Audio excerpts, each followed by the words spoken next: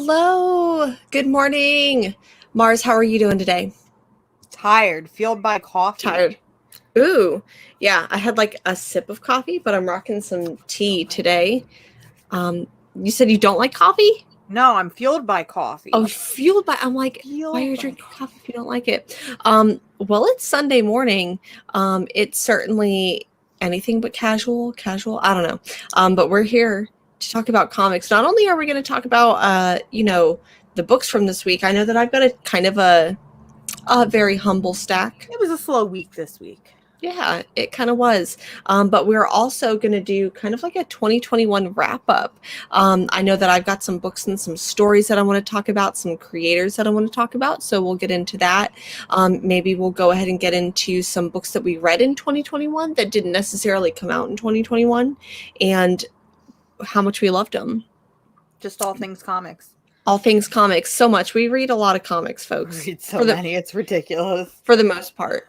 And I'm still trying to go through my 2020 to be read, where I'm going to try to read 1,000 graphic novels. I am not on track to do that, but we'll see. See if you're still insane for that. Yeah. But let's go ahead and say hello to some of our favorite people. Sheena, a member of the channel, thank you so much for being here. And I'll go ahead and just highlight it since I'll talk about it. We have memberships for our channel for $3.99 a month. We do. You can be a member. We have memberships. And I figured, I meant to tell you this backstage, but I figured at the start of every show, if we have new members, we would kind of highlight who is part of the Casually Comics crew. You will also see now, you all have cute little icons that I made. So everybody has cute little comic book in front of their name. And the longer that you are a member, you will see that it changes colors.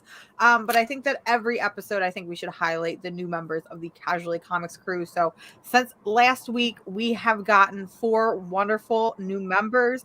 The first one, the lovely Miss herself. Thank you so much for, just believing in us and being a member of Casually Comics crew.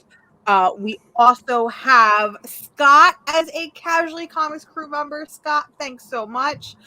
We have Remy Q Studios and Miss So. All of you are a part of the Casually Comics crew, and we just thank you so much. Thank you. It's so appreciated. I think I'd cry a little bit, so maybe a little bit, get some of my tears. There's icons and things. Did you say that you made one of Luna? So one of Luna is coming. So part of being one of the special things about being a part of the Casually Comics crew is you are going to be getting exclusive access to some wonderful emojis and emotes. The first one we made, of course, had to be Luna, because what would the Casually Comics show be without our mascot Luna? Now YouTube is kind of dumb and makes us wait for approval of our icons, and I just made the Luna one this morning. So more than likely, it's going to be available next week. I'm also working on some other ones like #HearMeOut, Dumb Bitch Money, as well as other fun stuff. And of course, you guys can always make suggestions on what you would like to see as icons, emojis, or whatever. And we will definitely take it into consideration. And it'll probably become one, let's be honest. Yeah. Oh, that would be fun. I do want to say, because Luna is literally right here. He jumped up on my lap as soon as I sat down to start hanging out. So he is here with us today. I also want to go ahead and say hello to a couple other people. Hello to John, John's Comics with Kids. Thank you so much for being here. Niall, hello everyone. Going through one of the things that I want to highlight really quick. So you are going to be on Comic Gories defending yourself. My title, my championship belt. Listen, I am on Comic Gories tomorrow night over on John's channel, Comic Gories. Tomorrow night, I believe it's at 9 p.m.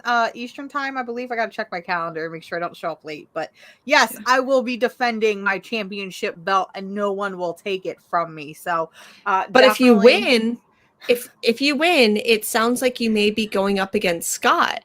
I may be going up against Scott. So for that, I definitely have to win because I would love to go against Scott. So make sure you tune in for that tomorrow. Vote for your girl. You know, I might make some other deals. I know last time I made a promise to read Hoxpox in one day. Obviously, I am not a keeper of my word, but, you know, other deals can be made. Scott, tips for comic gories. There are no tips. Just try not to panic and be as fast as possible. That's all I can say. Be as fast as possible because that clock moves faster than you think it does. It really does. John is right. Don't wear headphones if you can't. Maybe my strategy, which has never won me on categories, my strategy for comic gories was like, okay, maybe like check and see what categories have been before and maybe pick some stuff out of your collection that may fit that. Organize your collection, and mine is not, so that's definitely why I don't win. But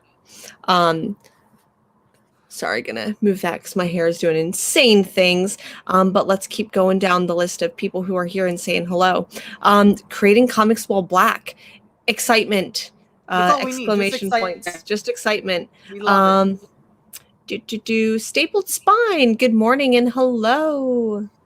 Let's see here. Rob's Fat Stacks. Good morning. James Phelps. Good morning, comic fam. Let's see here. I think that's all I see. Oh no. Hello. I'm here. Thank you. Thank you for being here. I got the lovely opportunity to run into Josue on Wednesday. So really great to get a hug from Josue. Thank you so much. Okay, sorry. Luna does not want to be on my lap anymore, apparently. So, all right. D-Mets, thank you for being here. Oh, there you are. Let's go through. And then I have Kev Bags Tic Tac Teeth. Wow. Morning, ladies. Hope you're having a great day. It is a great day. So, first of all, what do we normally start off with? And that's news. That's news. And I'm telling you, I need to start making a notepad because it's like throughout the week, I make a mental note. And then by the time Sunday rolls around, I completely forget. However, there's a couple that come to mind. And the first one is a huge one. So recently, Image, the workers of Image Comics, were fighting to form a union. And this week it was confirmed. We finally have our first comic book union. I believe that, what was it, 8 out of the 10 people who voted, or maybe it was 7 out of the 10 who voted, ended up like voting to do it. There were a couple people where it was like their eligibility to be a union member was contested. But even if they had voted yes or no, the majority already won. So we now have our first comic book company union. Very exciting. And it's something that we desperately needed and hopefully will only go farther from here in making sure that, you know, the people that are the reason why we have comics are protected and, you know, have that backup. So very excited to see that. Yeah, I'm excited to see what will come. I'm excited to see how this may affect the industry as a whole. Like, because then anyone who works for maybe these companies who's like a like badged employee can end up becoming a union member, forming their own union at that company, possibly like consolidating with some other unions. Yeah. People who are like creators. So if someone, say, has books published by Image, they don't work for Image, they are contractors. They're and freelance, basically. They're freelance, so they can't necessarily form a union because there's like antitrust laws involved with that, so they wouldn't be able to form a union. They can form like maybe like a guild or something of that sort, but not necessarily a union. So but I'm excited to see it. It's pretty cool stuff. What's some other news? I know you were saying there's some incentive variants. What's going on with that? Incentive variants. Listen, Marvel, hashtag hear me out. Marvel, just, I need you to stop. Like 100%, I need you to stop because I can't do this anymore. So Stanley Lau, also known as Art Germ, and we all love Art Germ. He's probably one of the I best didn't know that was covers. his real name. You didn't know that was his real name? No, I'm like, okay, Everybody just knows Art Germ. Tell me your name. Yeah. Art Germ is probably one of the most iconic comic book covers out there. Honestly, if there's a new #1, more than likely he's on the cover. It was recently revealed that he was doing a cover for New Mutants featuring everybody's goth wife, Madeline Pryor, aka the Goblin Queen. Okay, maybe it's just my goth wife. Yeah. However, I messaged my shop immediately and was like, I need this. And they were like, are you sure? And I'm like, have you seen the cover? And they're like, but are you sure? And I'm like, yes. And they're like, it's going to be a 1 in 50 incentive variant, so it's probably going to be $50. Yeah. And I'm just so sick of incentive variants. I think that they are the dumbest thing on the planet. I am tired of the most gorgeous covers getting locked behind what is essentially like a video game paywall, because let's be honest, incentive variants do not benefit anybody. They don't benefit the shop. They don't benefit the shop. They don't benefit the publisher. So for those of you that don't know, incentive variants are basically, if it says it is a 1 in 50, basically a shop has to order 50 copies of the same book. It could be different variant covers, but they have to order 50 copies of the same book in order to get 1 copy of this super special variant. And at that point, the shop can choose, what they'll price it at. And typically it'll be 20, 50, depending on what the incentive is. Yeah. And it doesn't benefit the shop because, most shops aren't going to risk buying more copies they think they're going to sell for the chance unless you're like Midtown Comics, where it's like you have this massive online store, you have like multiple stores in an area, and especially if you're getting like exclusive shipping deals, like you're doing contracts and doing like shipping deals and stuff like that. Unless you're Midtown Comics, this is not an incentive for anyone, like you said, but resellers. It's not profitable to anybody but resellers, because the shops aren't going to take the risk.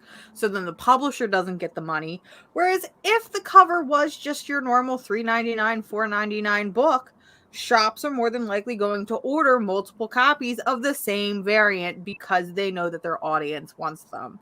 So you're gaining money there. So, I don't know. I guess that's just my rant. I'm very upset that I can't get this cover. I already told you. I already told my partner. I don't care. I'm going to print it out on some glossy paper, stick it in a frame, and own it, because it's just not fair anymore. I'm so tired.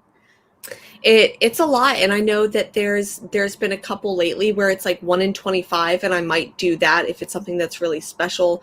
I know that they're and I think the thing that really sucks, and my mind always goes to the shop. So like you said, a shop has to order like the incentive variants. If it's a 1 in 25, the shop has to order 25 of the A cover, the regular cover, in order to get one of like this variant cover.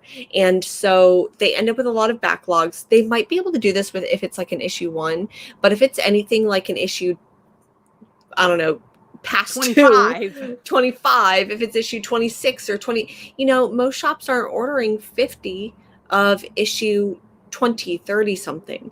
So I could definitely see it with issue 1, but then anything past that, it's really not economical for the shop, and they end up losing money. Sometimes shops can end up, if they don't sell copies of a book, there are some publishers that will take back those unsold books, but a lot of times they end up in dollar bin, not the incentive copies, but part of me almost would rather seeing retailer exclusive variants where maybe they pay an artist to do an exclusive cover for them, usually featuring a popular character. So we see it happen a lot with Magic and X-23 and All New Wolverine, with these characters.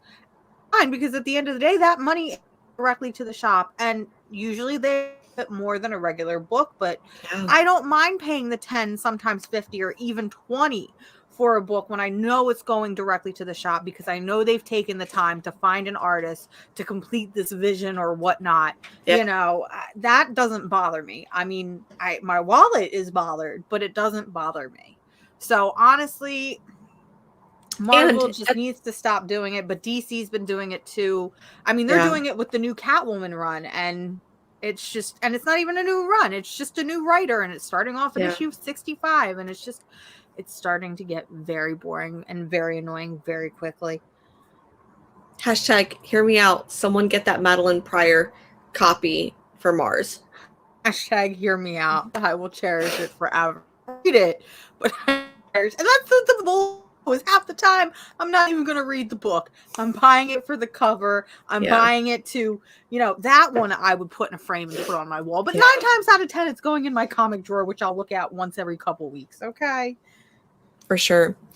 Was there any other news? Anything else that the only other major-ish, comic-ish kind of news is relating to Warner Brothers and the CW. So there are currently rumors that Warner Brothers is going to be selling off the CW because it is considered non-profitable. And the funniest part about it is they're saying it hasn't been profitable since the CW started, which is kind of hilarious to me. I personally would not mind if, this happened, because the CW has been responsible for some of the worst soap opera trash ever known to comic books. I'm sick and tired of Arrow. I'm sick and tired of, Legends of Tomorrow. I just want some of these characters to be free and to be able to actually have shows that compare maybe to Netflix's Daredevil or Disney Plus's WandaVision. And we're kind of seeing that a little bit with HBO Max and Doom Patrol. And, we have Peacekeeper coming up, Watchmen, which was critically acclaimed. So good. I think that when these shows have a bigger budget and they aren't stuck on the CW, they have way more time to thrive. So I think they're allowed to not necessarily be for a wider audience. Maybe the CW shows are trying to be for a wider audience, and they don't take risks. That's the thing that I don't like about a lot of the CW shows. I just feel like it doesn't, especially with DC, so many of the stories are a little bit darker, a little bit grittier, and I think that the CW trying to go for like maybe the average like cable audience, soap opera audience, just it ain't it, folks. And I need, I don't know, me as a longtime comic book reader, I need a little bit more. We need substance in our stories. Scott brings up a good point. Scott did read my mind on that. Remember when I was like, there's one thing I had and I can't remember it, Scott? Thank you for saving the day. Yep. So I got the email from Kat Salazar. Jeff Lemire is going to be exclusive at Image. I think that's pretty interesting. I've never heard of someone being exclusive at Image. I mean, unless it's like Robert Kirkman, who is like owner of the company or whatever. CFO or CEO or whatever. Yeah, so I think that's pretty cool. And it sounds like Lemire's going to be bringing maybe some like universes there, like going to be, I don't know. The only thing, I'm very excited for this because Jeff Lemire has put out some of the most fantastic books at Image. We look at books like Family Tree. We look at Plutona. Descender. Ascender, Descender. These books to me are just like heavy hitters and some of my most recommended stories. Honestly, I recommend anything by Jeff Lemire. The only thing that makes me sad about this is if he is exclusive at Image, what does that mean for the Black Hammer universe? Which is kind of at Dark Horse, and it makes you wonder, maybe Image will buy the rights to the Black Horse or to the Black Hammer universe and kind of bring it over. Which I think would be a really, really great fit. Speaking of which, I don't know if this happened last week or this week, but I believe that was it Dark Horse was actually bought out by a gaming company, an Asian gaming company. Very strange. Very strange. I mean, I know this kind of stuff happens all the time, but I would really love to see, I mean, I don't know if Dark Horse will do it because I think that other than like Hellboy, I think that Black Hammer is one of the biggest universes within for Dark Horse. I would say it's one of the biggest universes in comics that isn't part of the big two. You know, other than maybe Sandman, which you could argue in some way is technically DC Comics now. Black Hammer, there's no other book doing it right now like that. So wonder what's going to happen to Dark Horse. I wouldn't be surprised if they tried to go into gaming a little bit more, like maybe do like comic book video games. That wouldn't surprise me, but Who knows? It's very who knows? possible. They're going to start doing 1 in 50 incentive variant covers. Just kidding. One of the other things about Lemire going over to Image or being exclusive with Image, is that they also announced that Tilly Walden is going to be doing a Walking Dead comic book for Image Comics.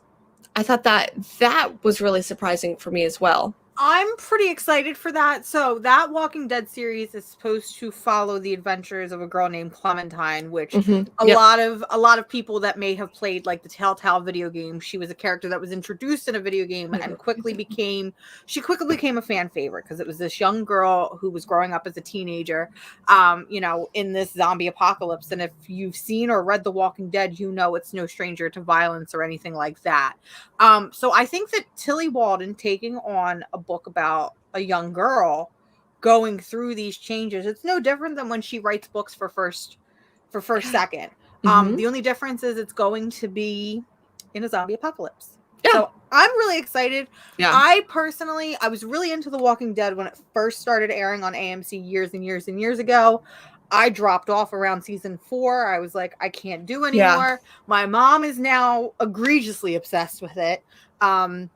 I've also read the comics, and I've just never, while I enjoyed the comics, it's not something that, I'm like fiercely into. So a book like this, following Clementine, who is a very, I think, interesting and unique character and could be a very good lens looking into that Walking Dead universe, I'm really excited for it. I think it'll also, the type of person that maybe this is just me assuming, is like one of those hardcore Walking Dead fans. I think that Walking Dead was a really good intro for a lot of people getting into comic books, right? 100%. I still think that it might be majority straight white male, not saying that that's it, but I think that maybe that's who we got to look at when it was written. Yeah. And when it was created. And I think even the show and all of that was probably their demographic that they were heading towards. But I think the show really opened up to more and more people reading that comic book other than just that. So I think that having someone like Tilly Walden, having that like you said, like that lens of like this young teenage girl in this post-apocalyptic setting, kind of like Apocalyptic Girl. I think that it will bring one of my favorites. More people into Walking Dead, more people maybe into comics, so that's always a good thing. Always a good thing. Yeah. Speaking of which, I know this is like kind of random. Have you seen Station 11? I've never even heard of it, so I'm gonna say no. Okay. So Station 11 was a book that came out maybe about 10 years ago. Maybe my timing is a little bit off there, but it came out about 10 years ago. And I've never read the book, but it's about this traveling band of Shakespearean actors in a post-apocalyptic setting. So world has ended, or, modern society has ended. And there is this traveling troupe of like actors, and they are going, I guess, from town to town, acting and maybe like reliving like moments of pop culture for like theatrically. So basically like theater kids in a post-apocalyptic setting. And it just came out on HBO Max. I think that there's 9 episodes. I'm on episode like 3.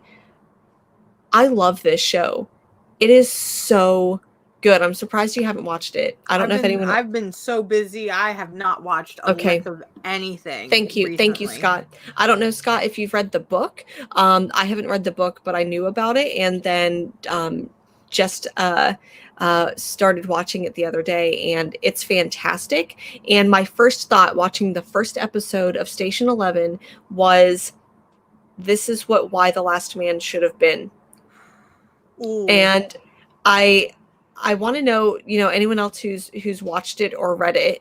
I'm curious if Scott feels the same way about that, because the way the story's told, it does some like time jumps, which I'm usually not a fan of, but it's been exceptional. I've really been liking it. That's exciting. I'll have to check that out. Yeah. Another, just since we're talking pop culture and like shows and stuff, another show that comes out today, the series season 2 comes on today, is Euphoria. So I will try to Euphoria Station 11. So anyways, time to talk comics. Time, let's go ahead in our tiny stacks. Let's do our tiny stacks of comics, and then we'll get into our big boy stacks of Jennifer. That's not a tiny stack. That's not a this. You see this? This is a tiny stack. That's not a tiny stack. This is a tiny stack for me. Chat, help me out. That is not a tiny stack. What does everyone else's stack look like? Not that. What does the chat want us to start with? Do we want to go DC? Do we want to go Marvel? Do we want to go independent? I've got some feelings. There's some books that started. There are some books that finished. I got this one. This is part of my stack, and this was last week. Maybe I'll start off with this one. Yay! You didn't like it. It's fine. I had no clue what the fuck was going on. I feel like explained it last week, and I still had no clue what was going on. I feel like it maybe is for not a specific audience, but I feel like there's probably a specific audience, and I am definitely part of that specific audience.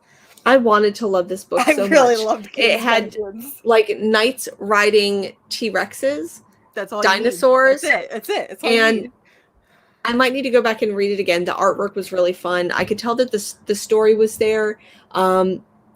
Something was missing though. So you make me sad. I almost, when we were pulling our books for Best of 2021, I was like, I grabbed that, and I'm like, wait a second, that came out in 2022, so I can't use it. I was very upset. So yeah, and Stapled Spine Horror Zine says, how many of Jen's stack are variant doubles though? So 1, 2. We know Inferno is definitely some variant doubles. Yeah. I've almost half, maybe at least 30% of my stack is actually variants. So maybe that's why I'm like, it's a small week. I think we've got some people saying that we should go with indies. So maybe we should go with indies. You're going to be very disappointed. I only have 1.5 indies. Wow. Okay. 1.5. I have 1, 2, 3, 4, 5, 6. 1.5. Go ahead. Okay, I'll go ahead and start because I know that I'll go ahead and start with the ones that I know that you didn't get. So 2 Moons, issue number 8. Really loving the series by Image about a indigenous person caught up in maybe like the drama in like Civil War era. This one goes back into their childhood, which I really enjoyed. This series I think is pretty underrated. So. It's definitely one of those books where I read the first issue earlier in the year, and it was one of those holy shit moments because it was better than advertised and better than I expected. I've been meaning to pick up the first trade on that, so definitely on the list of things that I need to get my hands on. For sure. One of the other books, I don't think that maybe you were reading it, but I don't know if you got this issue. Issue number 5. Is this part of... Okay, so you did get this. Okay. I did. It's my one. Oh, well then maybe I'll wait to talk about this one. It's my one. Oh, okay. So then let's save that one for a few moments. I also got Nidaha's Nightmare blog. Okay. I feel like the first 2 issues, I was like, wait, what's going on? This one, I feel like finally solidified it where like some of the action is starting to make more sense. So for those of you who don't know, this one's written by Rodney Barnes, artwork done by Jason Sean Alexander. Hashtag Rodney Barnes for Swamp Thing. Rodney Barnes for Swamp Thing. But they're the creative team behind Philadelphia. This is kind of like a Philadelphia spinoff. It's pretty interesting. It's set like completely apart from those events in Philadelphia, but still in the same world. So it's pretty interesting. Someone like watching these events unfold. So I really like it. like I said, this issue finally got me. Where the first 2 issues, I was like, Yeah, because that first issue was really slow. Yeah. Yep. One of the other issues, so The Fourth Man by AWA. It's basically about 2 rival car dealerships, and someone puts a hit out on one of them. I don't know what's going on, but I still really like it. A lot of the people who are drawn in here are like literally like they drew like Paul Giamatti as one of the characters, and I don't know the names of all the other characters. My co-host over on Comic Talk Live can tell you all the other people, but I just really like this cover because there's a wacky inflatable arm dude. Yeah, we're the same person today. It's a 4-issue series, so I mean that AWA typically does. So I'm probably going to keep on it, even though I still felt like I was like, wait, who is this person? Wait, who is this person? But I really I liked it. So one of the other books, I'm curious because I have 3 left, and I know one of them is Not All Robots, and I have 2 other ones. So one of them might be the 0.5er. That's the 0.5er. This one, it's so funny that you say that. This one was a 0.5er for me because I started reading it, got halfway through, and I'm like, fuck this. That's literally, if I can be honest, it's the same exact feeling I had. And I was really, really excited for that because I love wacky, crazy, sometimes a little dirty, just weird ass books. And I was really, I don't know why in solicitations, I was hoping that this would be like my next Assassination, where it's just wacky, fun, good time. And the first couple pages had me, and I'm like, I'm interested. I like the kooky art style. Yeah, because it was like advertising type things. And I like the fact that, you know, the monkey meat, and they're working in the factory, and you see one monkey cut off his hand to put into the monkey meat. And I'm like, okay, this shit is intense. And then it just kept going, and nothing was happening. And I was bored. And I got the press copy from Image, and I just kind of shut my laptop and was like, I'm done now.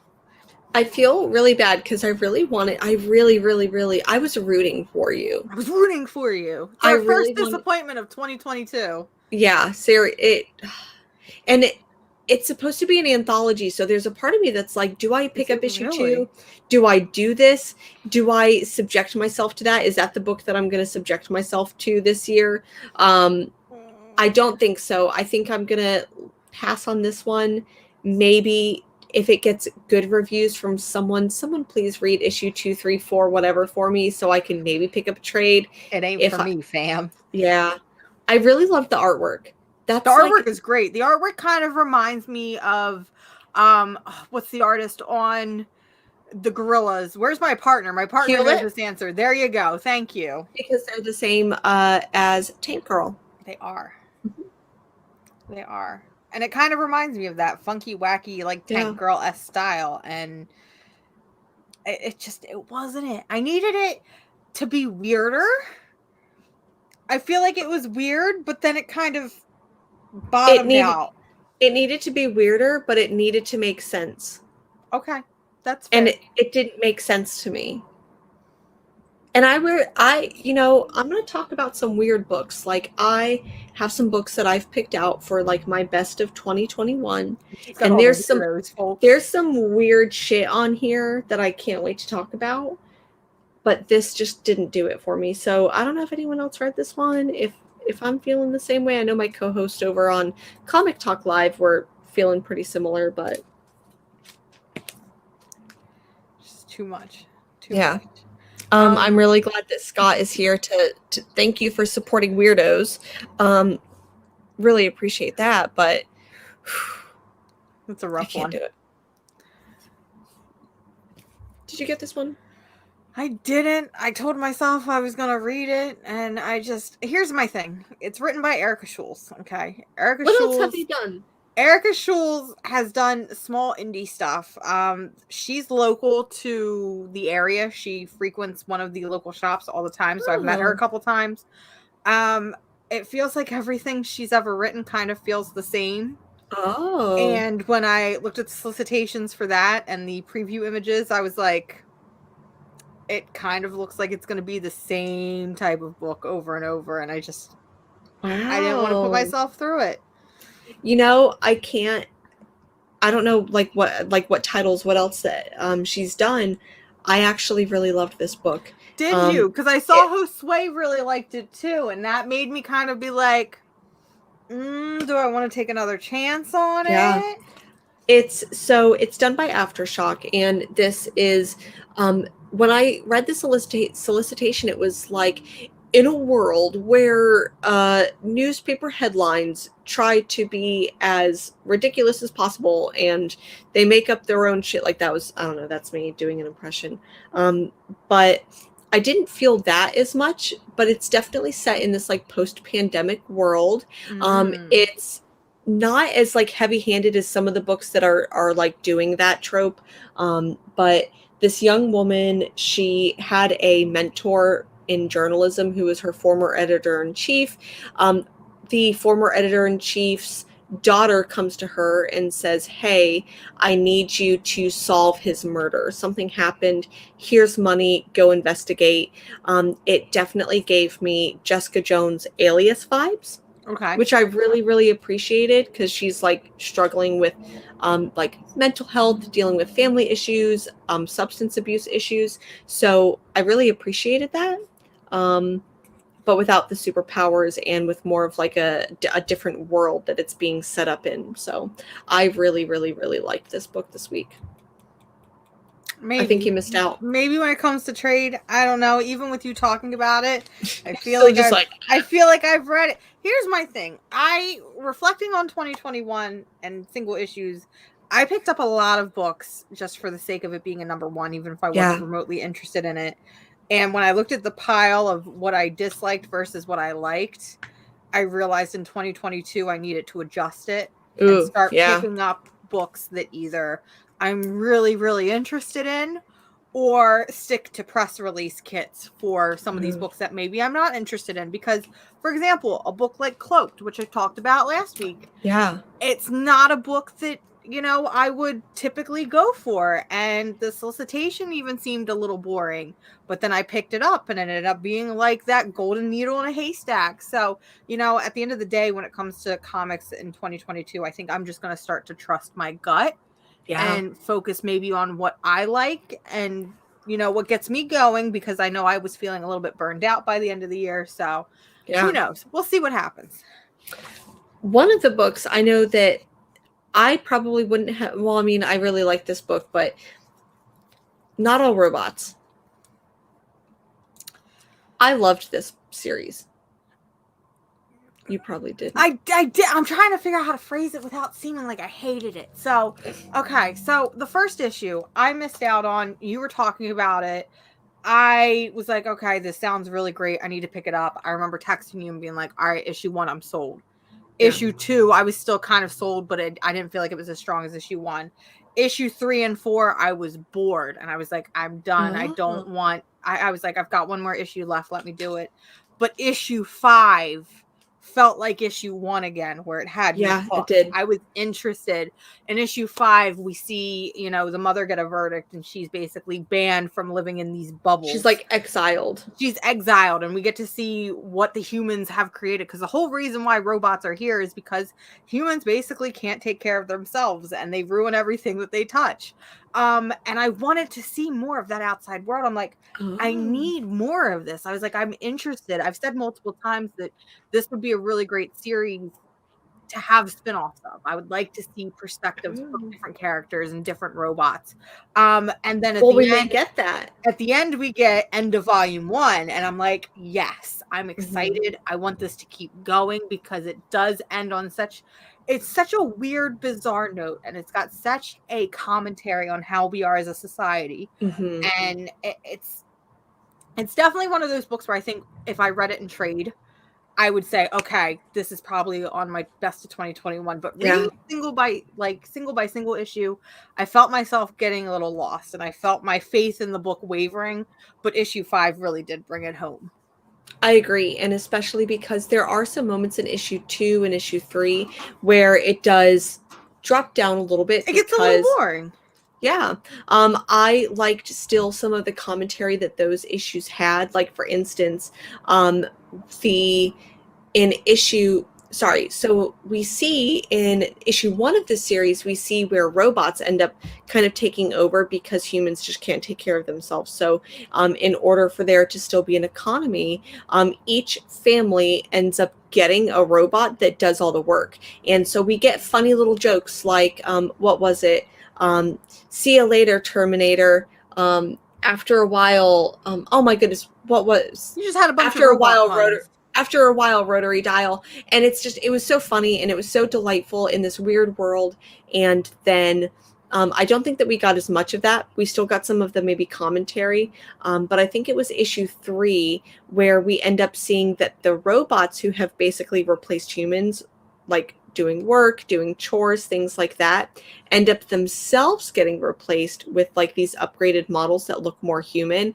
And I thought that it was incredibly kind of funny and fucked up that like the neighbor ends up getting a robot of his neighbor's wife. And we kind of see that tied in with the final issue. And I think that was just, it was so clever. I don't want to give too much more away if you haven't read this book, but not all robots. Obviously, I don't have like a trade here, but the trade was solicited, and I think it's only going to be a $10 trade. So I would definitely recommend picking it up when it does come to trade. I think it's definitely worth your read.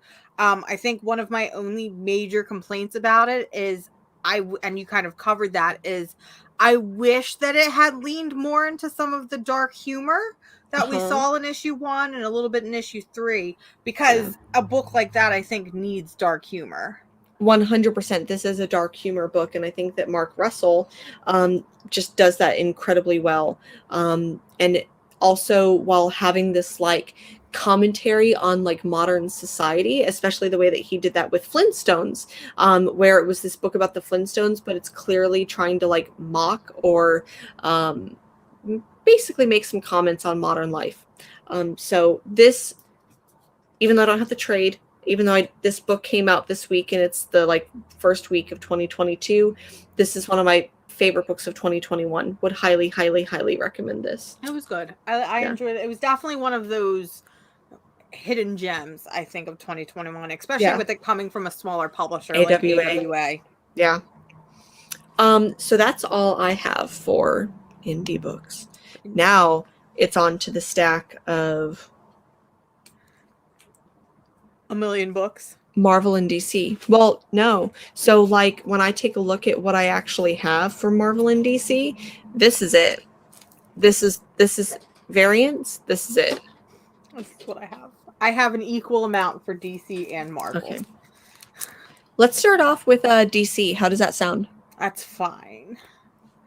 Dark Knights of Steel number 3.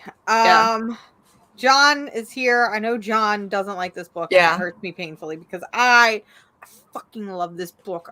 This book is so good. It makes me happy. I love how creative the world can get. It's such a good. I love that we're seeing little nods to like lesser known DC heroes like the fucking Metal Men. Who the fuck cares about the Metal Men? Tom Taylor clearly does. But I love some of the touches, and I love that this book has so many layers to it, because it's like, on the surface, it's a fun, high fantasy type book with characters you may or may not be familiar with. But if you're a DC fan like me, you can kind of see, the underlayers, and you can understand some more of the characteristics, and you can kind of make sense at why some characters are in the spots that the way they are. Yeah. And the roles that they play. And I have a really fun time with this book. This is a book that I hope blows up the way that Injustice Gods Among Us did, because Injustice got a ton of spinoffs. Even Deceased got a couple spinoffs. Mm-hmm. I really, really want more spinoffs of this. I want a bunch more. Yeah, and this is a 12-issue limited series, so it should hopefully be wrapping up by the end of the year. We'll see on that. But like you said, I really love the way that Tom Taylor is taking these characters that we do know, maybe mixed with some characters that we may not necessarily know, and like I don't know. I really appreciate this a lot. It's just fun. It's a Yeah. quick. It's one of those books where it's like, if I just want to read something really quick, like if I want to, have a brief boost of serotonin, I pick up So Dark brief. Knights of Steel. You can have a little as a treat. I can That's have it. a little as a treat. I really like this book. I think it's fun. Yeah. I do want to bring up one really quick, because Scott here asks, is anyone reading Timeless? I read Timeless, the first issue, last week, and it was all right. I feel like I liked Kang the Conqueror better. So there's only one other book that I got for DC this week, and that was Superman Son of Kal. Yup, same one. Yeah. Same one. Same book. I loved it. I can't even preach. How the fuck? I fucked up. Tom Taylor. I'm realizing I fucked up, but it's okay. I can correct it later. What'd you do? You'll see. I can correct it later. It's fine. Okay. So, yeah, no, how the fuck did you manage to make me care about the Super Family and Superman? Yeah. And also, as a straight man, how are you writing one of the most realistic queer relationships I've ever seen, where they're just gay? This issue was so fucking cute.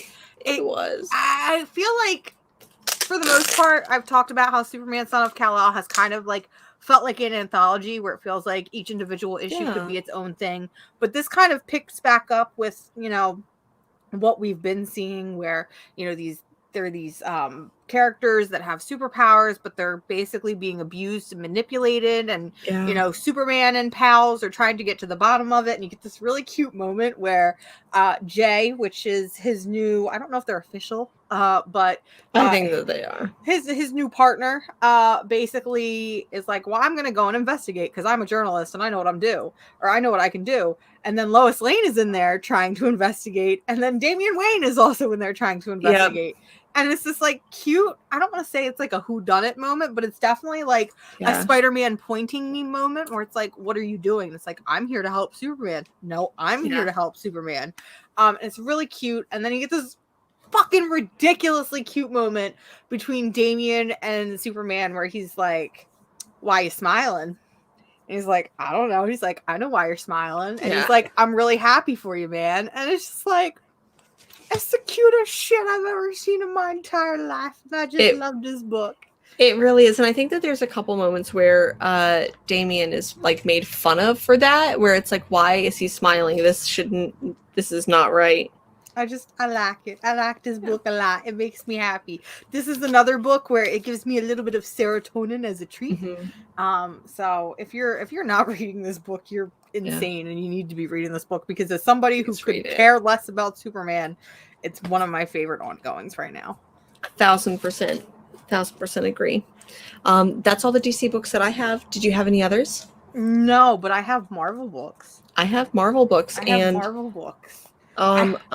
I have a Marvel book that I bought just for the cover, because I'm not an X-Men fan, except JK. I kind of am when I really want to be. Yeah.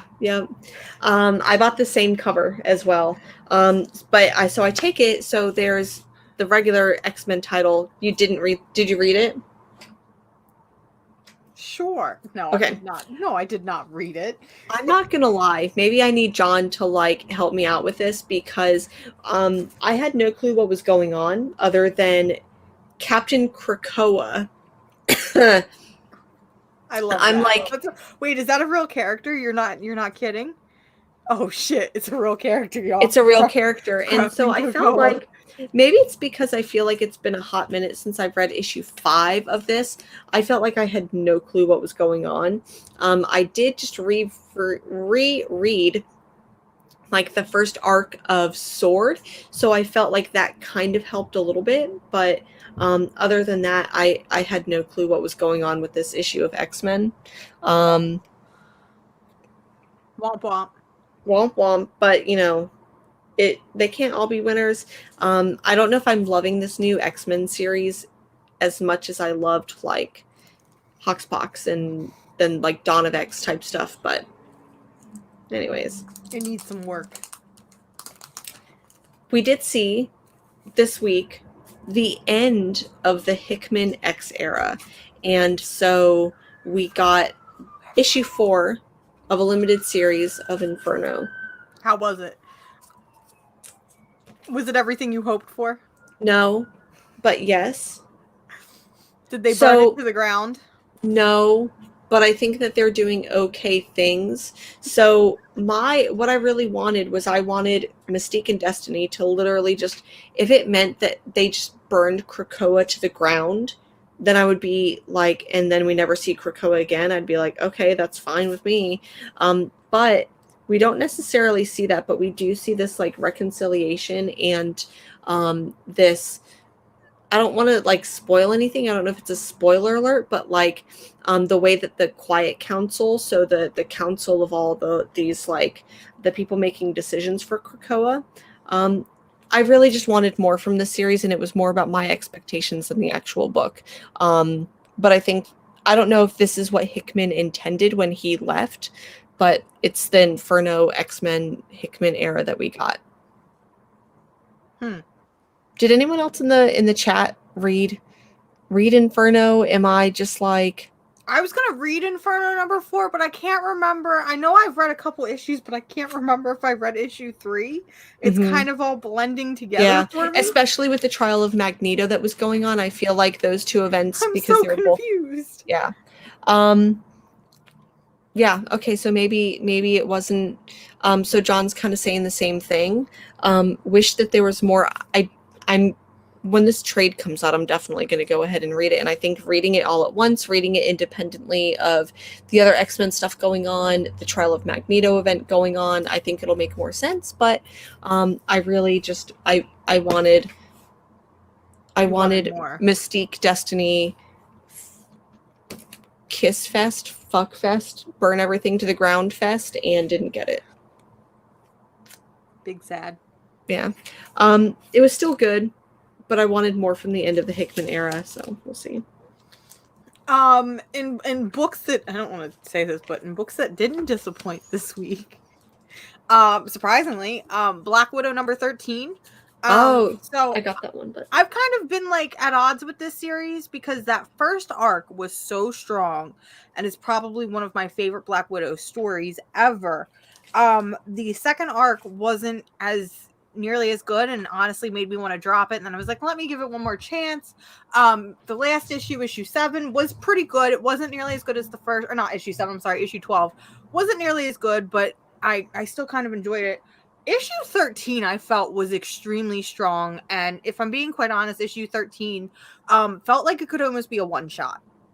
So at the end of issue 7, or at the end of, why do I keep saying 7? At the end of issue 12, we basically get introduced to this character that's like the Undying Blade or something like that. And in this particular issue, it's kind of like a flashback story of this encounter with this character, and it's kind of like this cat and mouse chase. I really like this issue for a number of reasons. I just thought that it was good storytelling. I thought that the pacing was great. The action was fantastic. In a way, it kind of reminded me of the Nightwing issue from last week, where you just see a character going from point A to point B. It may not have all been in one panel, but it felt like she was going from point A to point B. One of the other things that I really, really enjoyed about this is the artist on this. So it was not Elena Casagrande, who we've been seeing normally, and I praise her artwork every time we talk about this series because she is phenomenal. But Raphael Pimentel does this. I think it's incredible because he kind of uses halftone patterns to make it feel vintage, to kind of give us that feeling that, okay, this is a flashback. This isn't what's going on now. And you get these really vibrant yet very muted retro-like colors that I feel like this should be the blueprint whenever we see flashbacks now. As I think that we should start doing this more halftone pattern, getting that retro comic book feel, because it honestly felt like this book was something I could have read that was printed in, say, the 70s or 80s, down to her retro costume. I don't know. This issue, made me realize why I actually do kind of like Black Widow. I think the MCU has Oh, kind of soured me on the character. yeah. I would recommend this to anybody who wants to just get into the character without giving too much of a commitment. Okay, so without going and like starting from the beginning and Or like, even if you don't yeah. want to do a trade, because like I Yeah. said, while this is a part of the arc right now, this could easily be read as a one-shot and you would never have to read anything ever again. Oh, I like that. So issue number 17? Issue 13. Sorry, 13. 13. You said 7 13. earlier, so 13. Issue number 13 of Black Widow. Excellent. It's very good. That is all the single issues that I have for this week. You didn't read this? I have Dr. Aphra. What is that? Oh, I do have that. I did read this. Dr. Aphra, but I didn't read it. I did read this because we were talking about it backstage. So we got the debut of Elektra, Black, White, and Blood. We saw Marvel do this earlier in the year, or earlier last year with Deadpool. Wolverine. With Wolverine, we're seeing DC kind of do it as well with Batman Black and White, Superman Red, White, and Blue, or Red and Blue, and Wonder Woman Black and Gold. So now it's Elektra's time. I'm gonna be honest, I think Elektra's a little bit of a boring character. I know my buddy Chris is watching either in the after show or in the chat right now. Mm-hmm. He's gonna sneak in and kill me because he's the Elektra fanboy. But Elektra's kind of boring to me. Elektra's literally, maybe I'm just reading the wrong books, but Elektra feels like she is there to be Matt Murdock's love interest. I feel like we're getting a little better with her taking on the Daredevil role now, but for the most part, it felt like she was always a, love interest character. And I think just there for maybe not necessarily but maybe there just for like the tragedy, right? And to just be that tragic point without she's there getting for a lot the of her own male agency. Character development. Yeah. She's there to push Matt further into the next direction rather than see her develop. Did you say the next erection? No, the next direction. I mean, maybe it could be the next direction. Who knows? Matt Murdock is a slut, so you heard it. He's a really good lawyer. Daredevil is a slut. He really is, though. He really is. But this, I've got feelings on this. So in Elektra, Black, White, and Blood, we get 3 very, very separate stories. It's an anthology series. The first one I was really into. It's Elektra becoming a vampire, and I'm like, yo, that's dope. I'll take it. It doesn't have anything to do with her character, but it's pretty interesting. The second one is, she's chasing down these mob bosses, and she's here to kill them, but she spares the daughter. And then the third one, which I know you really liked. I loved the third one. Had this really, I don't want to say bizarre because we typically take bizarre as bad, but it had this very strange Greek mythology Wonder Woman-esque feeling to it. And it was really, really dope. The designs in it were really cool. And it was just incredible to look at, even if you didn't read the book. Yeah. So you had 3 really interesting stories, but I feel like we didn't get to see them cook enough in the oven because they were limited to a couple pages.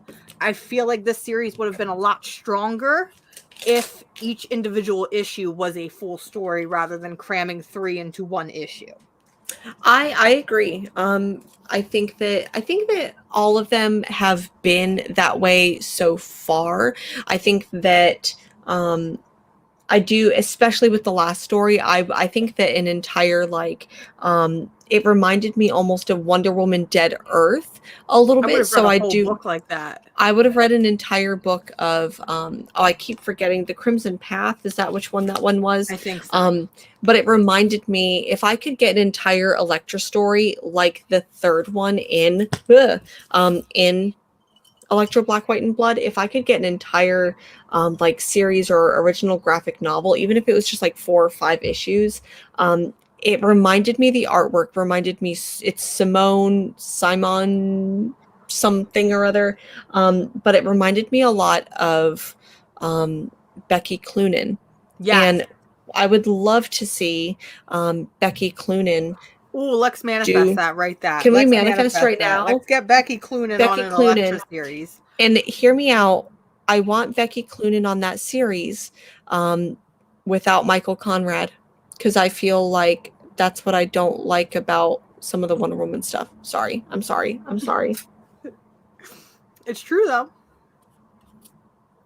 Also, but I loved it. Thank you, Jarrell. You do this. I can't. I'm bad with words. I don't do words. No, that's okay. So Jarrell is one of my very old friends. So he's actually, well, so he's actually one of my partners, like best friends. So Jarrell, thank you for being here. I didn't even know you were here. So Jarrell, thank you so much. I really appreciate you, friend. I hope you're doing well. But yes, Becky, we're manifesting. Becky Clooney. We're gonna manifest it.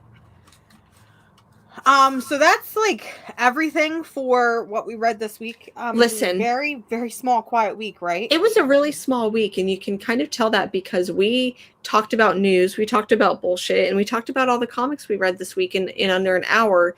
But we do have books from the last year to talk about. We do. So like our best of 2021, and I feel like we didn't really. I don't want to say we didn't plan this because we definitely planned it, but we didn't plan a structure. We didn't say, hey, bring your best 12 books, your best 15 books. It was just pick your books and let's talk about them. Yeah. So the books I have, aside from I do have separated my top 3 books, which I will talk about last. Yeah. Hide these here. I have 1, 2, 3, 4, 5, 6, 7, 8, 9 other books aside from the 3 I put away. So I have a total of 12 of my favorite books, and these are books that came out in 2021, not necessarily what I read in 2021 because that's a whole separate list. But these are books that debuted in 2021.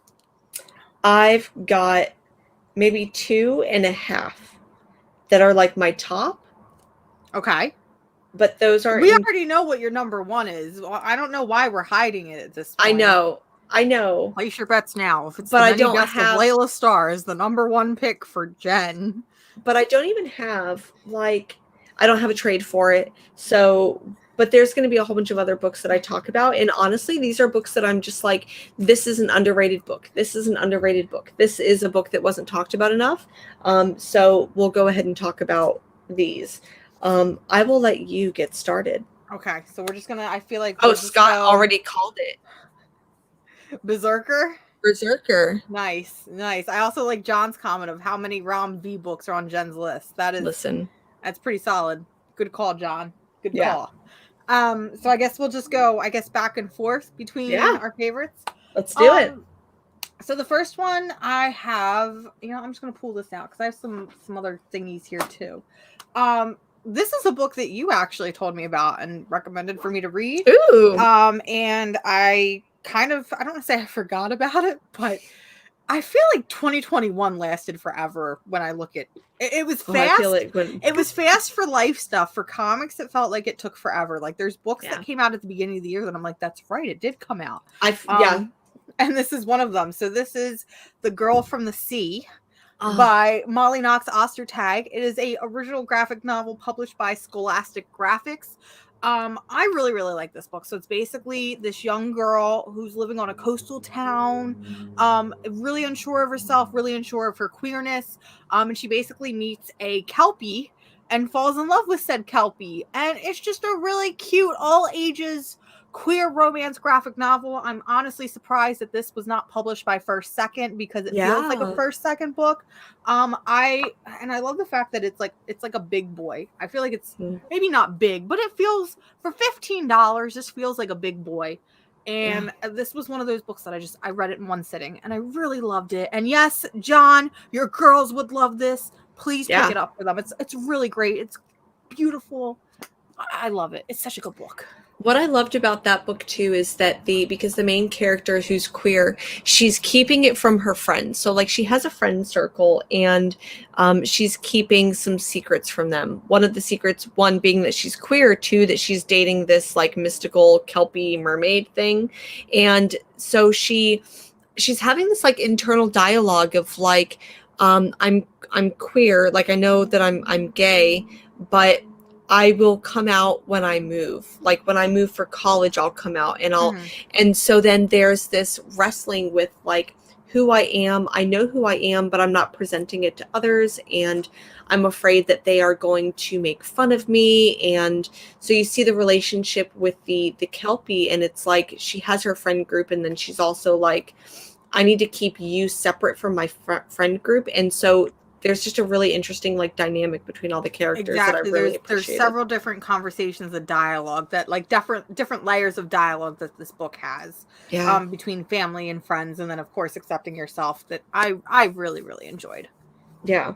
One of the books, man, I'm like looking at my stack right here and I'm like, how do you even start? Just pull a random one out from the middle. Just pull it out. This one is more from the bottom. I really, really enjoyed this book. Like it's also kind of like a big boy, but it's Fun Girl.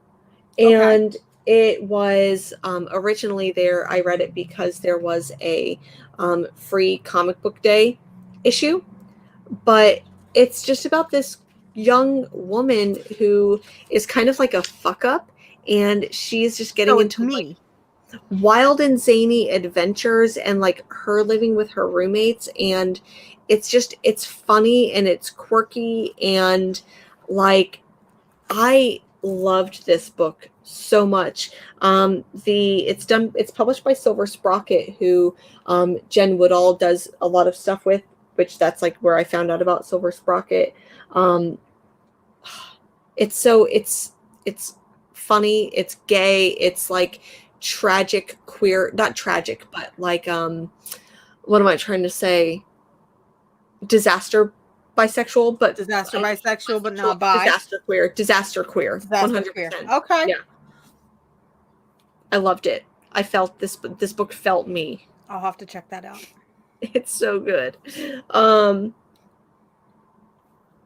Anyways, that's one of the books. One of your books for top of 2021. Top of 2020, and like I said, most of these are just going to be underrated books. They are. That I mean, for me, I think a lot of these books will be underrated. So, Fun Girl.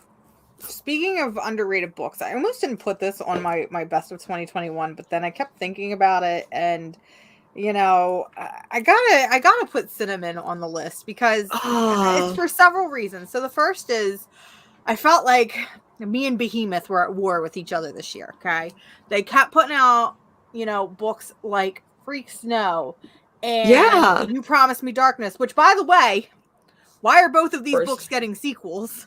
Yeah, but that's besides the point. Both of those books are getting sequels, and it makes me very sad. But also beautiful. We love that. Excellent. Thank you. Thank you, Love Face. We're just gonna put this. You're going into timeout. Anyway, we're going into timeout. We have that power now. If you act up, you will go into timeout, and you will be forced to read something ridiculous. You'll be forced to read Freak Snow. You better watch out, or I'll send you all my copies of Freak Snow and You Promise Me Darkness. So Cinnamon. So the fact that this was published by Behemoth, which I felt like was just publishing very bad stuff, and inconsistent. I read this book on like a depression sad day, and it brought me out of my depression sad day and just made me happy. And if you don't know, Cinnamon is basically like a personified cat story where what they experience, like it could be something as simple as we hide their treats and they're trying to retrieve their treats, but then we go into the mind of this cat, and it's like a long journey and a hard battle. It's got like a special like mission that it needs to go on to retrieve the goods. It's just fun. I wouldn't quite call it John Wick because that's more good boy. This is more quirky, funny, feel good. It's only 3 issues, and I would 100% recommend this to anybody, like any age. It's all ages at this point. It really is. It's just fun. If you like cats, if you don't like cats, I don't care. Read Cinnamon. Yeah. And I really hope that, I think that Behemoth also has been doing the $9.99 trades. So I'd really like to see all of that collected because it was so good, so underrated. And I think a lot of shops, because they don't get indie books, these ones can be hidden on it. Yeah. So really, really enjoyed that. I do need to make Sheena a wrench. Let me go ahead and see if I can. I I can't do that here. We will get that done. We'll get for her sure. a wrench. We'll get her a crowbar. A crowbar, a taser. One of the other books, and I think that this one kind of counts for 2020 and 2021 because it's been such a long series, but it did finally wrap up this last year. I don't think that enough people are talking. I know that John is here to have me talk about this one, but Far Sector. Yeah. Far Sector made me give a shit about like the Green Lantern Corps and what they do. I absolutely love N.K. Jemisin. I love the character that she created with Joe, and basically sending the character has to like go investigate a murder that happened at like the far end of the galaxy. And it's funny because I'm reading a book called A Memory Called Empire by something Arcady, I can't remember, but it's giving me Far Sector vibes, and I absolutely love this. This is like comic book science fiction at its absolute best, and the artwork is done by Jamal Campbell. So it's fun, it's dynamic, it's beautiful. So that's one of those books where I read the first issue, and I was at a time where I was really cutting back on what I had. Mm-hmm. And I really enjoyed the first issue, and I'm just really excited to be able to pick up the trade, because I think it's going to be one of those iconic DC stories that you can recommend to anybody, even if they haven't read DC Comics. Yeah. Also, I'm 99% sure that I just made Sheena a wrench carrier. Excellent. There should be a wrench. I tried. Let me know if that worked. We'll see. Awesome. And then I think I made John a moderator too, if you haven't already been one. Cool. So thank you, folks. So anyways, I feel like, if we're getting bots that come into the chat that are like, your love fuckfest like is here. And I feel like we've made it. We've made it. That it's a person, milestone.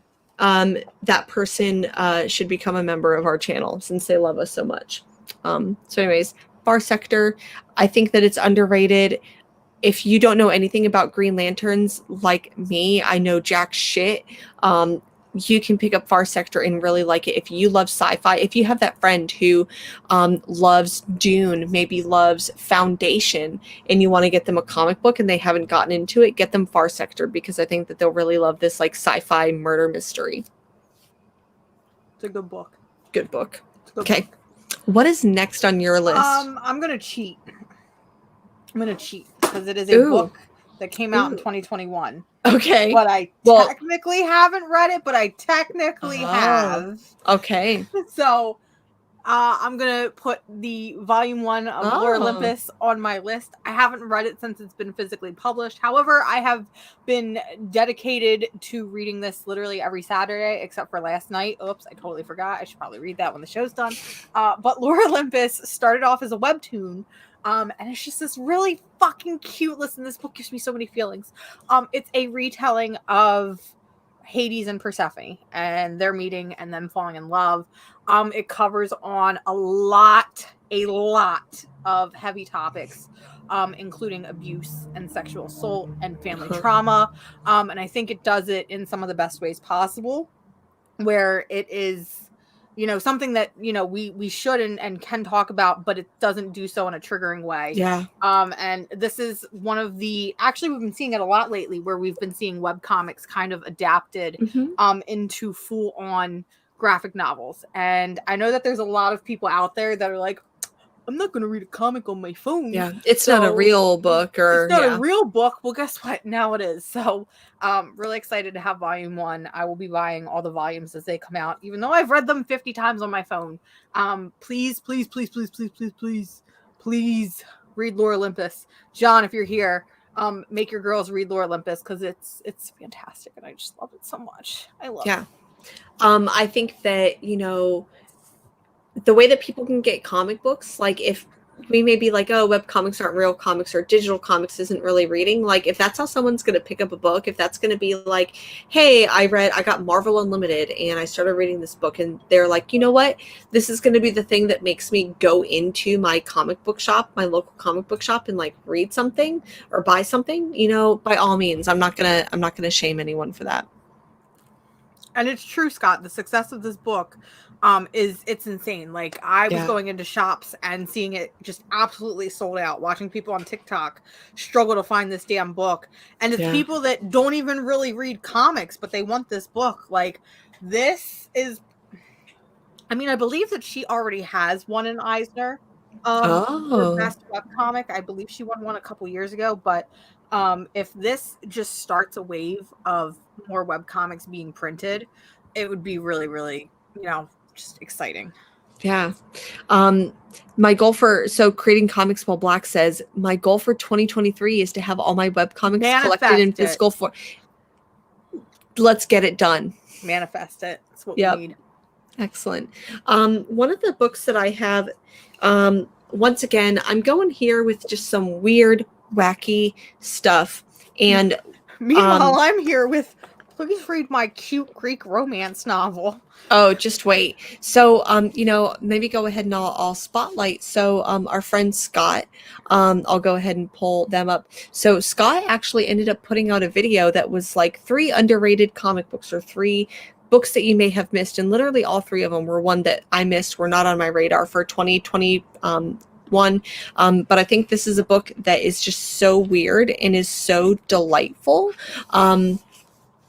It's called The Dancing Plague. What the hell is that? I want it.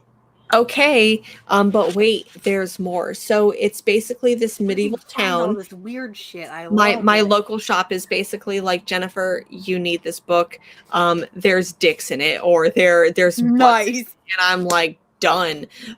So that's all it takes. But so this book is it's set in medieval times, and there's a dancing plague that comes through, and like there's religious overtones. We're like, okay, well, maybe it's a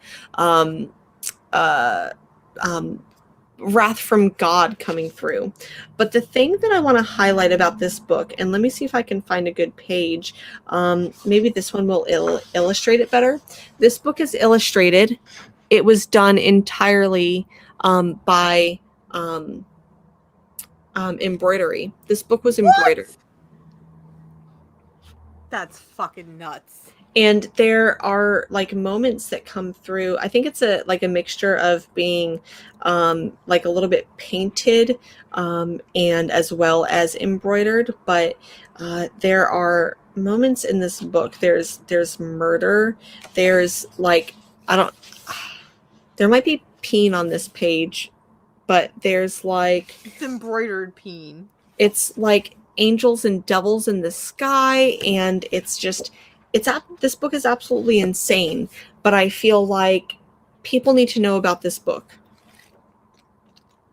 I'm just like making a mental checklist of all the books that I apparently miss out on that are super cool, because Jen is the cooler person than I am.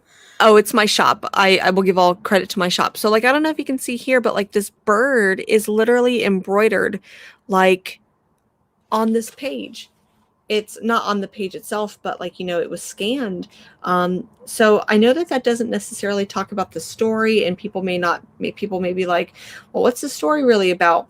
It's really just about this medieval town that has a dancing plague come through, and like even the words are embroidered on the page.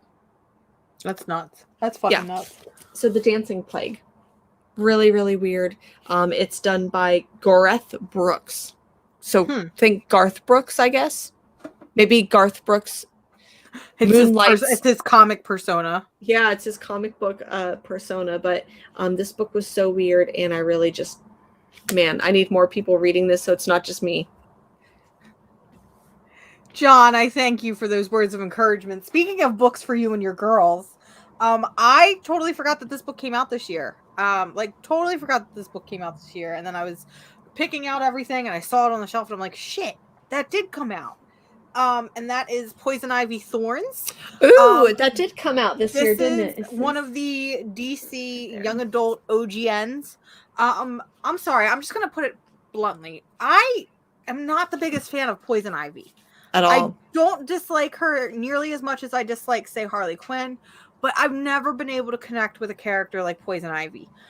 This is like a strange blend of coming of age, gothic horror romance, and queer a little bit. Actually, yeah. okay, queer very. Yeah. But I remember reading this book in just one simple sitting. I remember buying multiple copies for other people, and it's just really, really great. And I feel like this is out of like the whole young adult DC line, because I will preach that these stories are some of the best DC comic stories we will ever get from the publisher. This is definitely at the top of the list of highly recommended from that line. I think that even if you aren't a Poison Ivy fan, you should read it.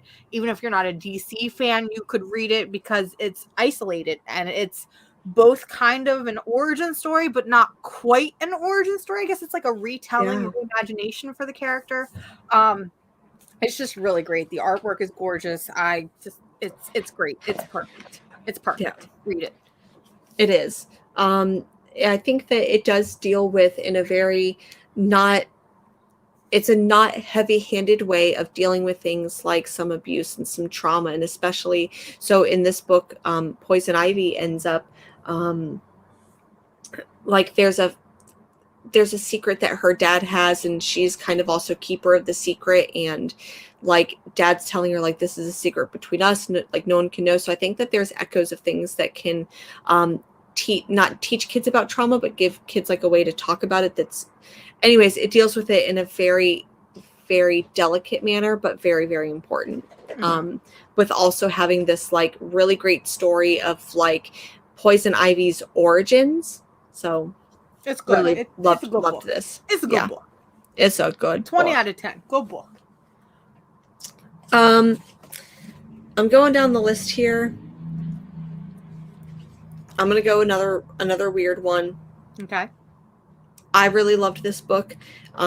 If you love blood and guts and gore and weird kaiju monsters, and read you King's like Vengeance. Akira, but you should also read Ultramega.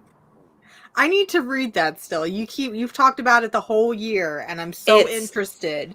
There's moments, I'll be very honest, there's moments that are very like busy in this book, maybe not necessarily with a lot of like talk and dialogue.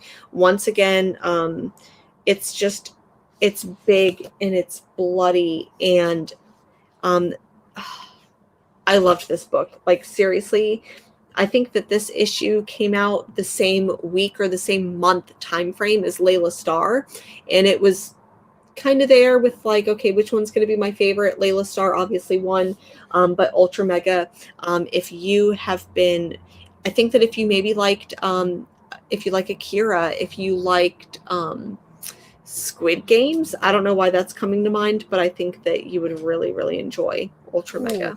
Ooh, okay. Yeah, I need to pick this book up then. Yeah, it's good. I think that, it came out last year, so you may be seeing it in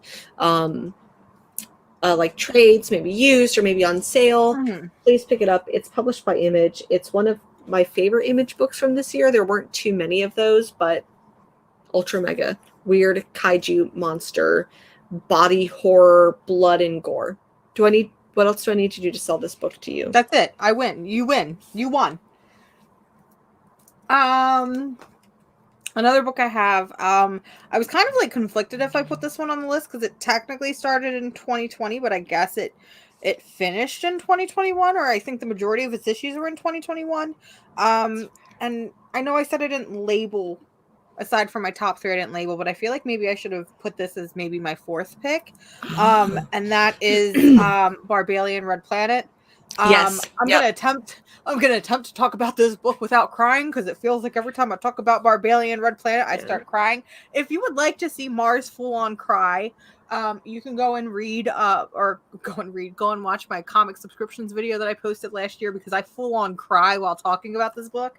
If you told me that a Black Hammer spin-off title featuring a red alien from Mars would be one of the most influential, most educational, and most important queer stories of our generation, whether it's in a movie, whether it's in a comic, a book, a song, you name it.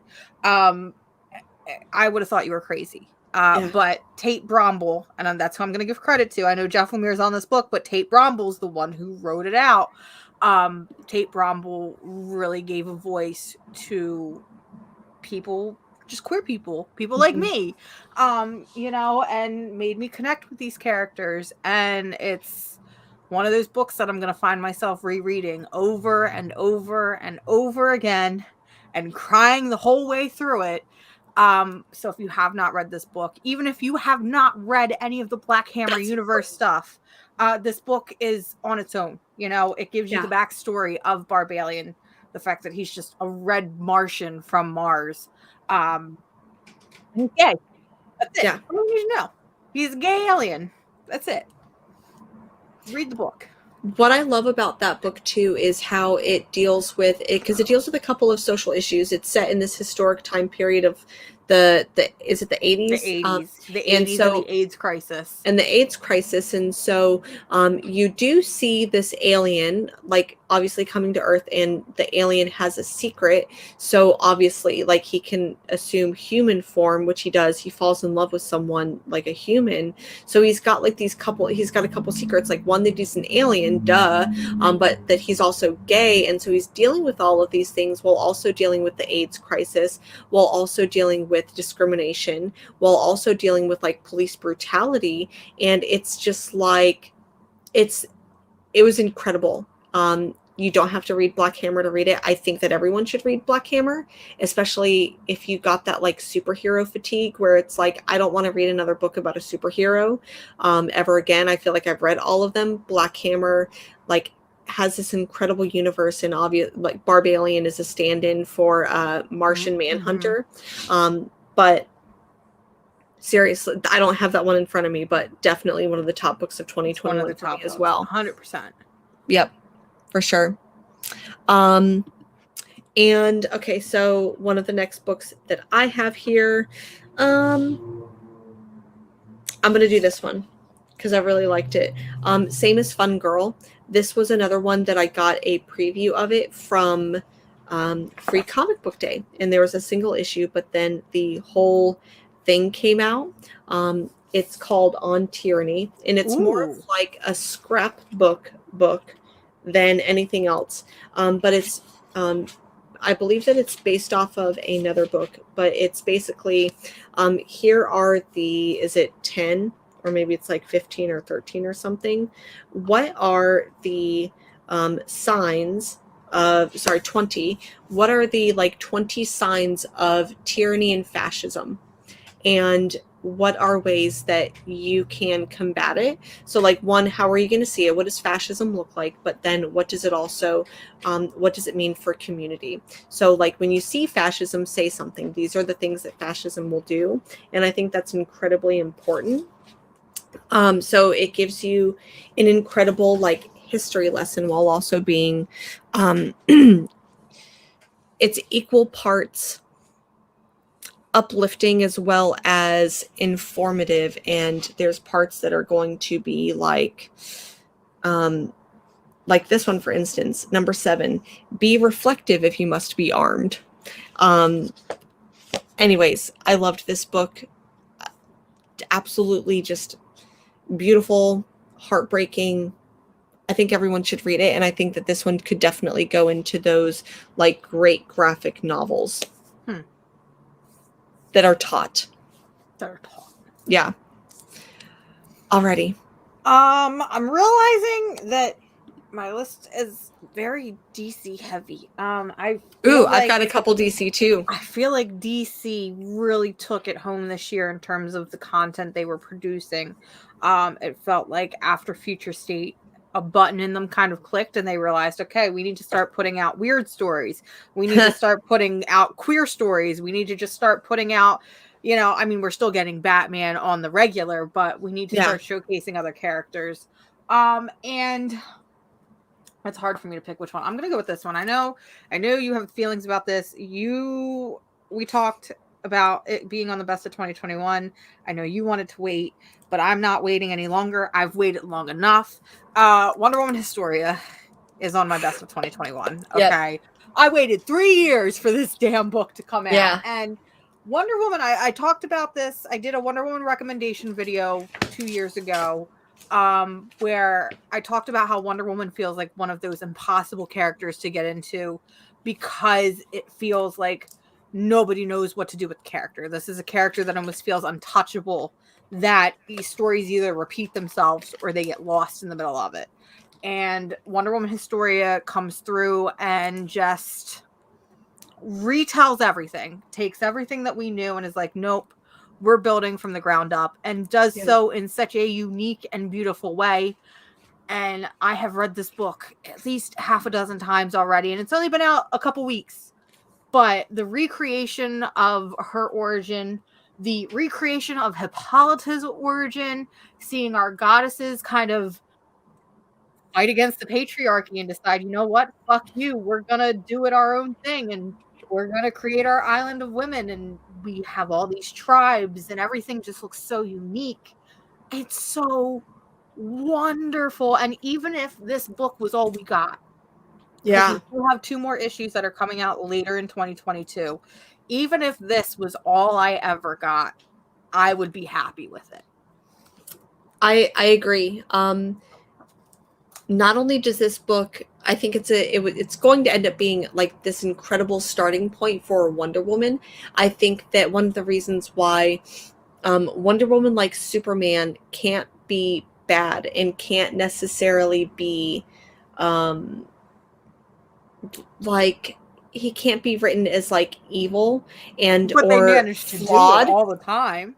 They do. So I feel like he can't necessarily be like a flawed character, and same thing with Wonder Woman. Like, she can't really be flawed, where she's not necessarily flawed in this, but going against like everything, going against the patriarchy and all of these like systems that are working against her. I think that not only is this, I love that it's retelling the story of the Amazons, as well as like this like incredible mythology that's never really been set up. It's great. It's fantastic. Yeah. Read Wonder Woman Historia. That's all I'm going to say. Just read it. Read all these books. Yeah. Go out and read all of them. Or come over and hang out with us and read our books. Read our books. Speaking of DC, rewriting histories of these incredible characters. One of the books that I also think was really underrated from this last year. Knew it. Called it. The other history of the DC universe. What I love about it is that it takes a lot of characters that some that we know, some that we don't know, like Black Lightning and Vox/Guardian and Bumblebee, and basically like rewrites their history from their own point of view. And it's done by John Ridley, but it's basically these BIPOC characters, these underrepresented characters who never really got to have their story told, and it's telling it from their point of view, goes through, several decades of each of their histories and like wraps everything up. Absolutely incredible. It also deals with like some of the seedier periods of DC history. So I love that it's also a commentary on that. So without being like, oh, this creator, like, like the eras that it's talking about. So the other history of the DC universe, I think, is really important. Would really love to see a volume 2 of this, but I don't think that we'll get that, but it was good. So since we're on the topic of DC Comics and we're still going through our best of 2021, and I'm just going to say it, 2021 belonged to DC Comics. It kind of did. DC, at the beginning of the year, we saw the start of Future State, which then evolved into Infinite Frontier. And honestly, it wasn't as bad as some DC comic events. Do I think it was unnecessary? Absolutely. However, DC Future State brought us the most important thing to ever come out of the DC universe, and that is Wonder Woman Yara Flor. Yeah. Now, if you see here, we're talking specifically about the 2-issue miniseries Future State Wonder Woman, not Wonder Girl, because I have very different and conflicting feelings on both of those series. And I feel like even with Future State Wonder Woman only being 2 issues, that it solidified why I loved the character. It solidified my obsession with this character, made me want more from the character. I may not have liked what I got, but these 2 issues alone were enough to make me enjoy her so much that I've read them over and over again, and I find myself smiling every time. So even though Wonder Girl might not be great, Wonder Woman Future State featuring Yara Flor is a hell of a time. Easily one of the best of Future State. If not the best of Future State, honestly. Disappointed with Wonder Girl, but really love that we got Yara Flor, and maybe in 2022 we'll see more iterations of her, maybe outside of her own series. I'd love to see a little bit more of a team up, because I think that the moments where Yara Flor has with Jerry, like, I think that her personality comes through. So I think that if we could get her teaming up with some more characters and being like part of a more dynamic group, I think that I'd really like to see that. her shine. Yep. Speaking of DC, I think I'm kind of at my top 3. I still have 3 more before my top 3. Okay. Should I run through them very quickly? Yes. Okay. So let me finish. So remember when I said, oh no, it's gone. Okay, so I'm just gonna, I don't know where I put it, but I'm just gonna show it here. When I said, I fucked up. This is where Superman Son of Kal-El would go, because Tom Taylor, if I had one, if I had one, which I do, it's just not here. We'll just hold this up. Thank you. There you go. There it is. Superman Son of Kal-El, Tom Taylor, you son of a bitch. You made me care about the super family. You made the super family queer. You got really fucking political in this book, which I applaud you for. Listen, we're talking about social justice issues, racism, immigration policies. It's insanity how he manages to pull it off in such an organic way. I know there's a lot of people that are like, it's ham-fisted in my comic books, but I think it feels organic, and I feel like Jonathan Kent is the perfect vessel to talk about these issues. I really, really appreciate and love that. I almost didn't put this on the list, but then I thought more and more, and Nice House on the Lake. Yeah. Nice House on the Lake. That first issue alone, I was thinking about for like 4 weeks straight. Like, it's all I wanted to think about. And every time I read a new issue, it was like, there's some spiritual genius going on here. And I know it's on hiatus right now, but I can't wait for it to come back. I can't wait to see where it goes. I know Mr. Tiny Onion is going to give us a hell of a twist at the end of this, so I'm really looking forward to that. And then the last one I have before I get into my top 3. Now listen, y'all, I don't want to say y'all slept on this book, because y'all ate this book up. But nobody listened to me when I said that this was going to be one of the best books of the year. And that was Stray Dogs. Like, listen, y'all just need to start trusting me. Stray Dogs. I feel like, hold up. I feel like everyone listened, because I feel they didn't listen. I was preaching this even before it came out, though. Okay. I was like, this book, as soon as it was solicited, I'm like, this is going to be one of the best books of the year. It's going to be fantastic. It's going to do what no book has done that we've seen yet, which it kind of, we haven't. Yeah. And then it came out and everybody's like, it's a really good book. And it was like, I told you it was going to be a good book. So that's what I mean by that. But Stray Dogs, listen, the fact that you can put cute animals and Don Bluth animation with just terrifying, spine-chilling horror makes me really, really excited. I love that this book is like a perfect stepping point for people that don't even read comics. Like my brother's girlfriend, I gave it to her just because it had dogs in it and she loved it. We saw, Mrs. Bearded over on Bearded Comic Bros channel. She read the book. She doesn't normally read comics. She loved this book. This is just, listen, if you have a friend and you need to get them a Christmas gift or a birthday gift, and they like to at least read, Stray Dogs is the perfect thing to gift them. Yeah. Stray Dogs was one of those. It was solicited as Lady and the Tramp meets Silence of the Lambs. I didn't feel that when reading it, but I feel like it didn't disappoint. Like it definitely hit, like each issue hit its stride. And even though it was only a limited series, it definitely hit its stride. But I think that what contributed to Stray Dog's success was really all of the horror variant covers. 100%. This next year, I really hope that we get to see more of Stray Dogs, maybe Stray Cats. I don't know, but I really love that team up between Tony Fleece and Trisha Forrester. Forstner. Yeah. One of the books. Okay, so I've got 3. So now we're into our top 3 books of the year. Let me do one more because. Okay. This one is me kind of cheating a little bit. And the reason why is because I haven't finished this book yet. Because it's been really tough for me to finish. I know what it is. But this book was so fucking beautiful and so fucking heartbreaking, heart-wrenching. And it's a lot.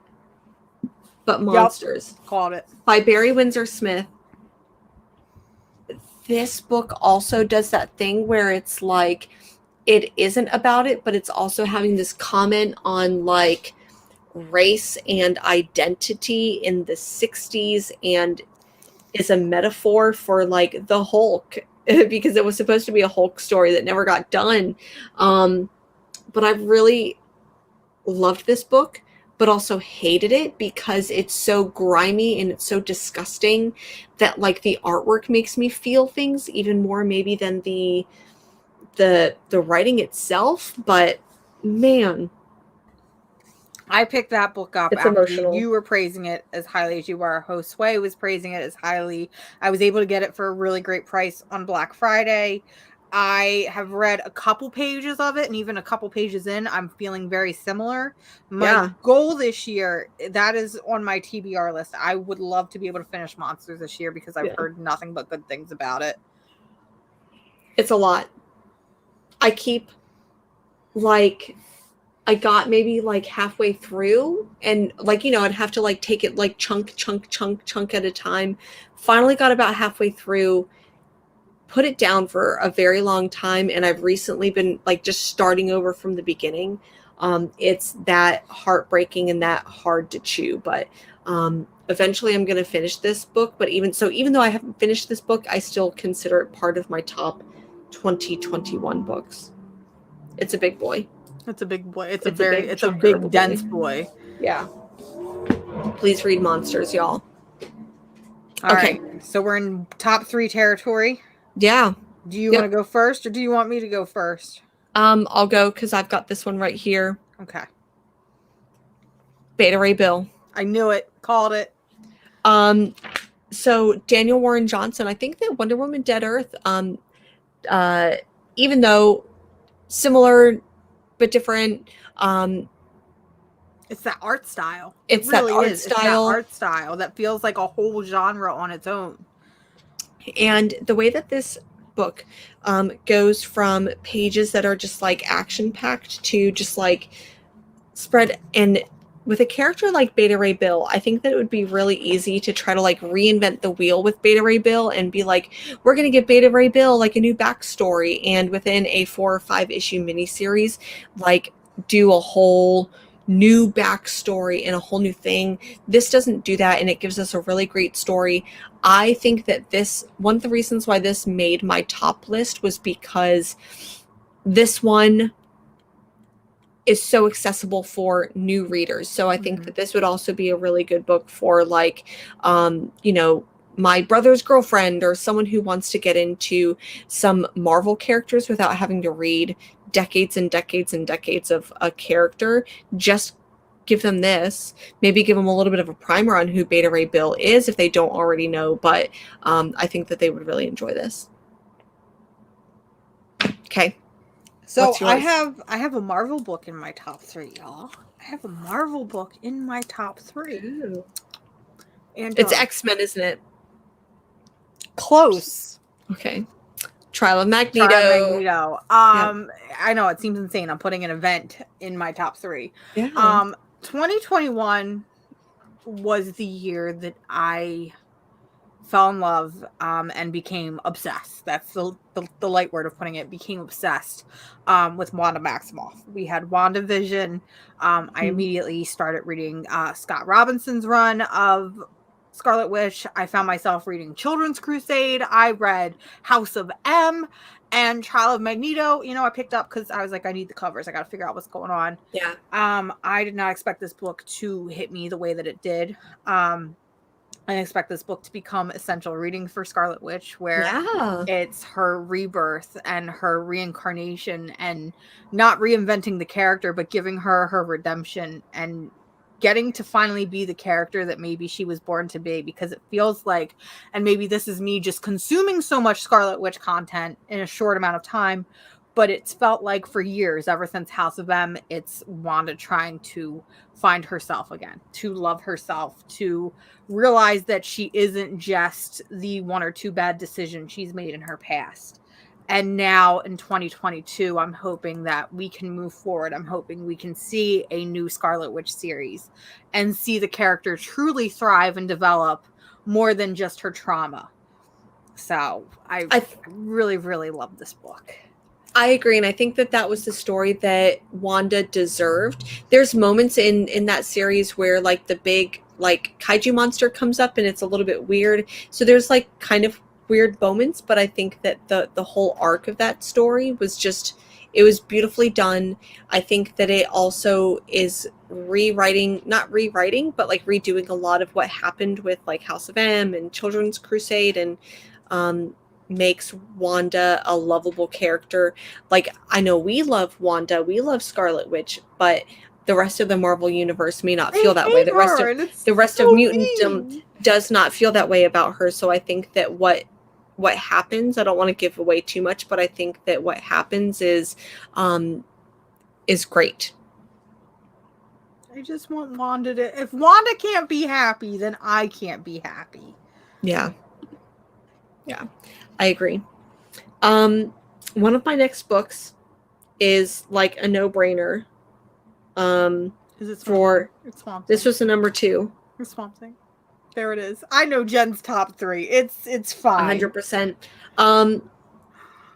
You all know that I love Swamp Thing. I love Swamp Thing a lot, and Ram V, hands down favorite writer right now. And so Swamp Thing, he's redoing Swamp Thing while also like giving credit to like previous iterations of the Protector of the Green, which I really love, and also making it this just like new and refreshing character, and especially brings so much of like Ram V's like own culture to it.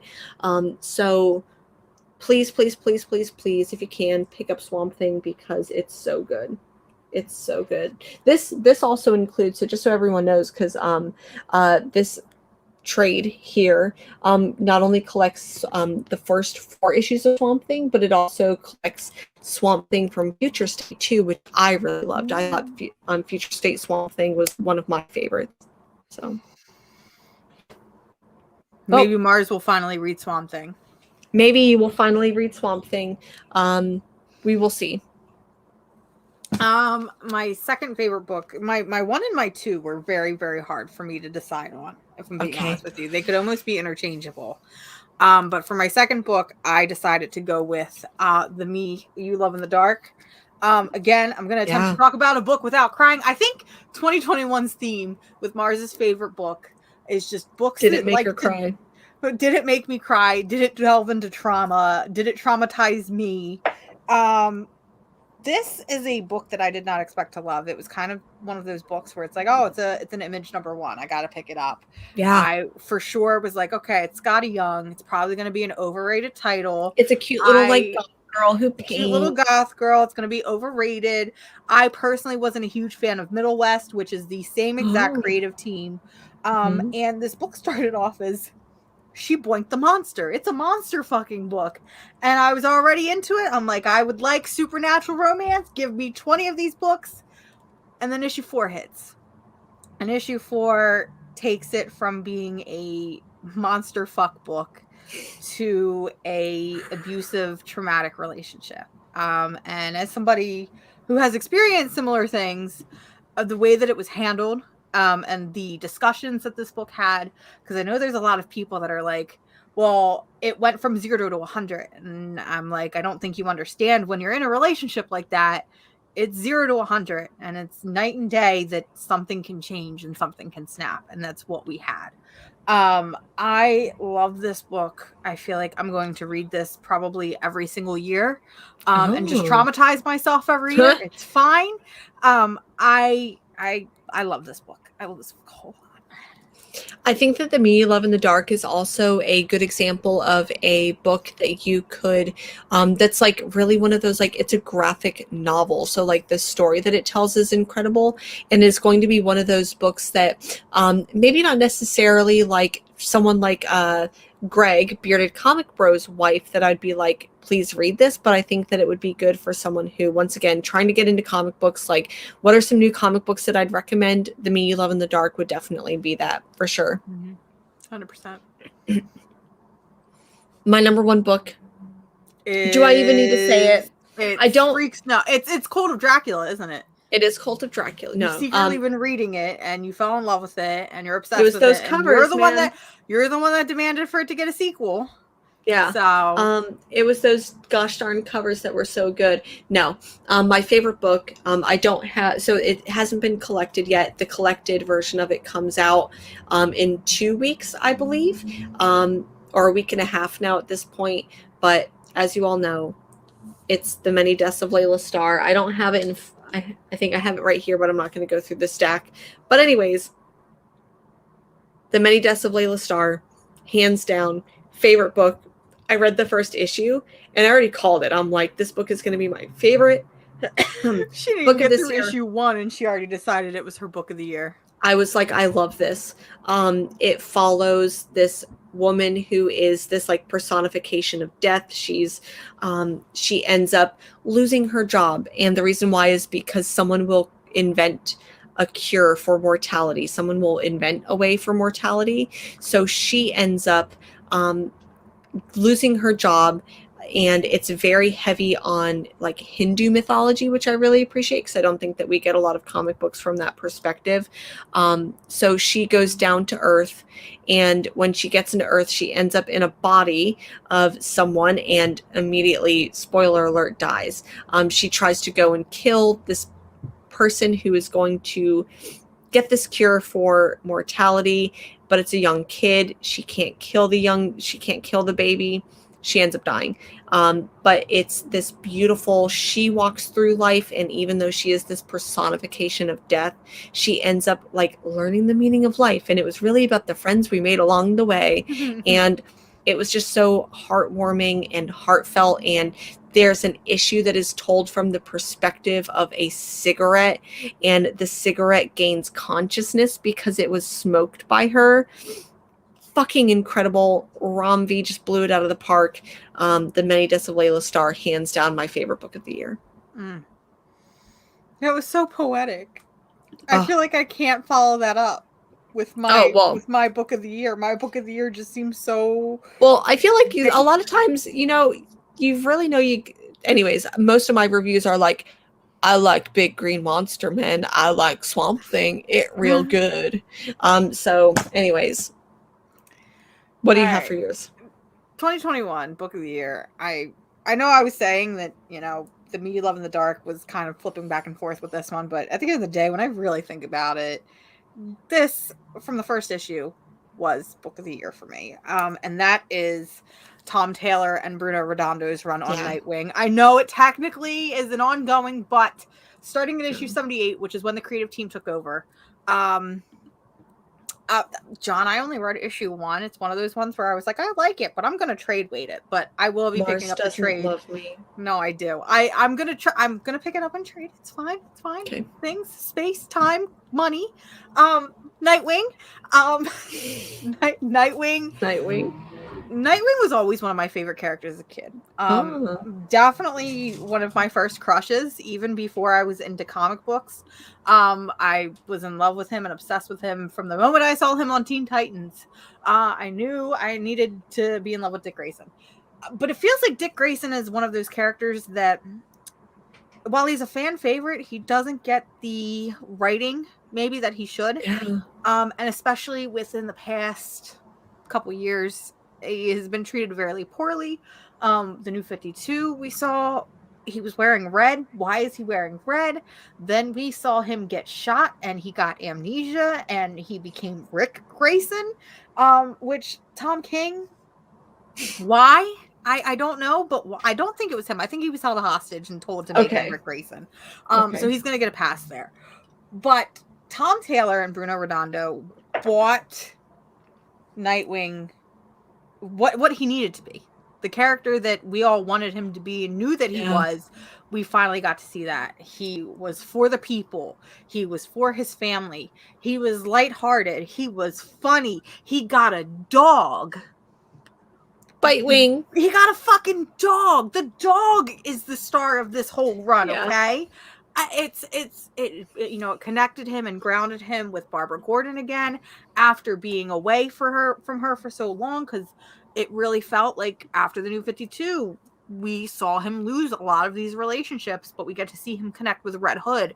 We get to see him connect with Tim Drake, and it's just fantastic. And it's one of those books where, as long as you know that Nightwing worked with Batman, that's all you don't even have to know that. You just have to know that he's cute and has a great butt. But it's the cake that is served there, friend. It's the book that I am still 7 issues into it, looking forward to each and every month. It is my favorite book of 2021. And I think the issue, I think it was last week or the week before, where we got the issue where it's just one continuous thing, like, man. One continuous panel. It's fantastic. It's groundbreaking. I mean, he even made a tie-in event interesting. Yeah, Fear State. He made a Fear State tie-in event interesting. Tom Taylor, I know you said Ram V is your favorite writer of the year. I think Tom Taylor, for me, 100%. Between Nightwing, between Superman, Son of Kal-El, Dark Knights of Steel, even his ongoing 7 Secrets, Tom Taylor can do no wrong. Dark Ages is actually still really fun. So Dark Ages is great. Yeah. It's great. So many good books. I'm really excited to see what our wrap up is for this following year. I know that I'm still attempting to read a ton of books, and I am going to count the single issue. So for my 1,000 reads of books, still count I'm going to try to do single issues as part of that. So if there's 5 issues of a series that comes out and that's the arc, that'll count as a graphic novel. So I'm excited to see, if, so for me, Ram V 100% was, and Blue and Green was my favorite book of 2020. And then Layla Starr is my favorite book of 2021. Who or what book by Ram V is going to be 2022? Watch Radio Apocalypse. You didn't care for the first issue, but Radio Apocalypse is going to come through, and it's going to be your book of 2022. Watch. I know that you had a kind of a stack of books of that you read in 2021 that didn't necessarily get published in 2021 that you really liked. I have a list because some of these books are from the library, so I have a little list here, guys. So again, this goes in no particular order, but Sentient by Jeff Lemire and Gabriel Hernandez, that was a original one-shot or original graphic novel published by TKO Studios. It's really fucking great. Just to kind of summarize it, because it's so good and I want you all to read it. It's basically the ship where all of the adults die and all that's left are the children. And you've got this HAL-like robot that is a nurse nanny and taking care of them. And it's what Jeff Lemire does best. He gets these really personal stories that, even though it's in outer fucking space, it still feels deeply relatable. And it was just fantastic. And it was probably like my favorite thing that I read this year that didn't come out in 2021. Yeah, 100% agree. And I had been wanting to read this book for a while and finally picked it up based on your like glowing recommendation. And I feel there's several other books that did the same kind of trope where it's like multi-generational family on a ship to like save humanity type thing. That did not come through the way that this one did. So good. Agreed. So great. Would definitely recommend it. Harleen by Stepan Sajic is another one that I read. Listen, I don't like Harley Quinn. I can't stand her. She is probably one of my least favorite characters in the entire world. But Stepan Sajic does the damn thing over and over again. And this was originally a webcomic that he was working on. Andy Quarry, who is probably one of the best editors at DC. Unfortunately, he's no longer with DC Comics, but he's responsible for books like Far Sector and Omega Men, some of the most unique stories from DC within the past couple of years. Was responsible for grabbing Stepan Sajic and being like, all right, get me a Harley Quinn series. The fact that he was able to make me care about a character like Harley Quinn, and you get these really like intense moments that, you know, it's kind of like I can sympathize with her, and I understand now why she twisted and changed the way that she did. That, you know, it's just fantastic. And it's another one of those where everybody knows who Harley Quinn is at this point. Yeah. It's a great But do they really? But you're going to learn so much more if you read Harleen. But it's one of those books where if you don't read comics, but you know the character, it's a really great recommendation for people that don't read comics. I really loved it. I started reading a lot of manga in 2021, and Blood on the Tracks is one of the most horrifying books I have ever. You want to talk about a book that's going to give you heebie-jeebies and keep you up at night, even as a grown-ass adult. I recommend reading Blood on the Tracks. It follows the story of this young boy and his mother, who is obsessed with him, for lack of a better word. She is obsessed, and wants nothing more than her son to love her and for him to accept her love in return, to the point where she is willing to kill other family members and like rip up her son's girlfriend's love notes and chase him away. That volume is the one that broke me. It's so insane. I know I'm like 2 volumes behind right now, but it's great. Also, Dick Fight Island. I did read Dick Fight Island. I have a lot of feelings about Dick Fight Island that I don't know how to process, so that's why it's not on the list. But it's a lot. Dick Fight Island was a book that happened in 2021. That's for sure. Dick Fight Island got me through 2021.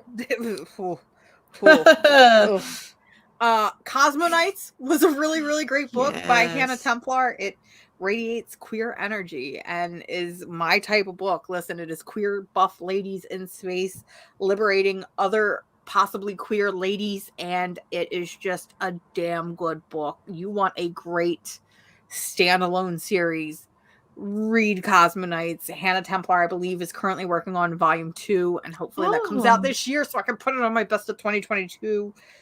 It was great. It was good. It was a good book. Daughters of YS, Daughters of YS. That was an original graphic novel from First Second. It was just really intense and dealt with, you know, sisters and choosing your own destiny and fighting against your own destiny in a way that was very, I don't know, very, very creepy. It had these like subtle horror vibes to it in its own fantasy sort of way, and was very great. Yes, John, there's a book called Dick Fight Island. I think you should listen. All right, Dick Fight Island. Here we go. Hold up. But I want to know. John hears a book like Dick Fight Island. I want to know what John thinks Dick Fight Island is about. It's an island where dicks fight. Yeah. Here's my rule. If you are reading Dick Fight Island, right? If you are going to read Dick Fight Island, you are not allowed to buy this book off of the internet. You have to do what all of us have done and buy this book and take it up to a register where somebody who is checking you out looks at the book, looks you in the eye, and you have to deal with the uncomfortable 20 seconds while that transaction happens. That is my rule. Or you could be like me in my shop, where my shop is like, hey, Jennifer, I put this book aside for you. I think it should be specially curated for you, and I think you really need it. And one of two things. I didn't have that pleasure, okay? I bought this book at a Barnes and Nobles. Ooh. I had to go up to the front and give this to the lady who looked at me and just I could feel 10 years of disappointment on her face. Okay, what else did I read this year? I reread Suicide Squad Bad Blood, which is a Tom Taylor book. It was probably one of my favorite books to come out of 2020.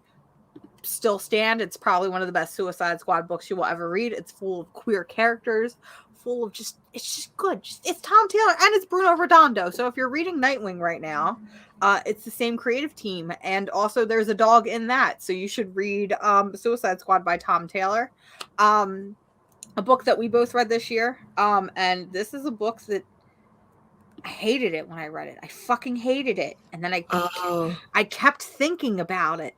Yep. And I'm like, damn, they got me. And it's The Low, Low Woods. I thought it was going to be a different book. No, it was The Low, Low Woods from DC Horror House, Hill House imprint. Listen, you want a horror book that's going to make you just think and question everything. That's the book that you should be reading. It is a very rough and tough book to get through around issue 4. But it's a good book. It's a teachable book. And I think in the same way that Poison Ivy, what is it? Thorns? Poison Ivy Thorns. Yeah. The way that book deals with some very triggering things, I think that Low Woods does them really well in a very like a way to talk about it without talking about it kind of way. Absolutely fantastic. Edge of my seat with Low Woods, trying to like figure it out. I thought it was a good book. I thought that I'm really surprised that during our 2021 wrap up, we have not mentioned Crimson Flower. You know, I thought about it. I thought about putting it on my best of 2021. But it redeemed itself for me. It was definitely a redeeming book. There's a couple things that made me keep it off.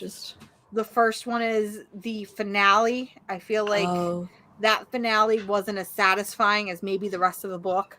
And also, too, when you met the creator at Comic-Con this year and the way they acted, first of all, you don't snub my girl. Yeah. Second of all, they were mean to me. Second of all, if we're complimenting your book, and especially if it's because if you're new to the show, we trashed Crimson Flower. We were like, this is the worst book we've ever read. It's ugly.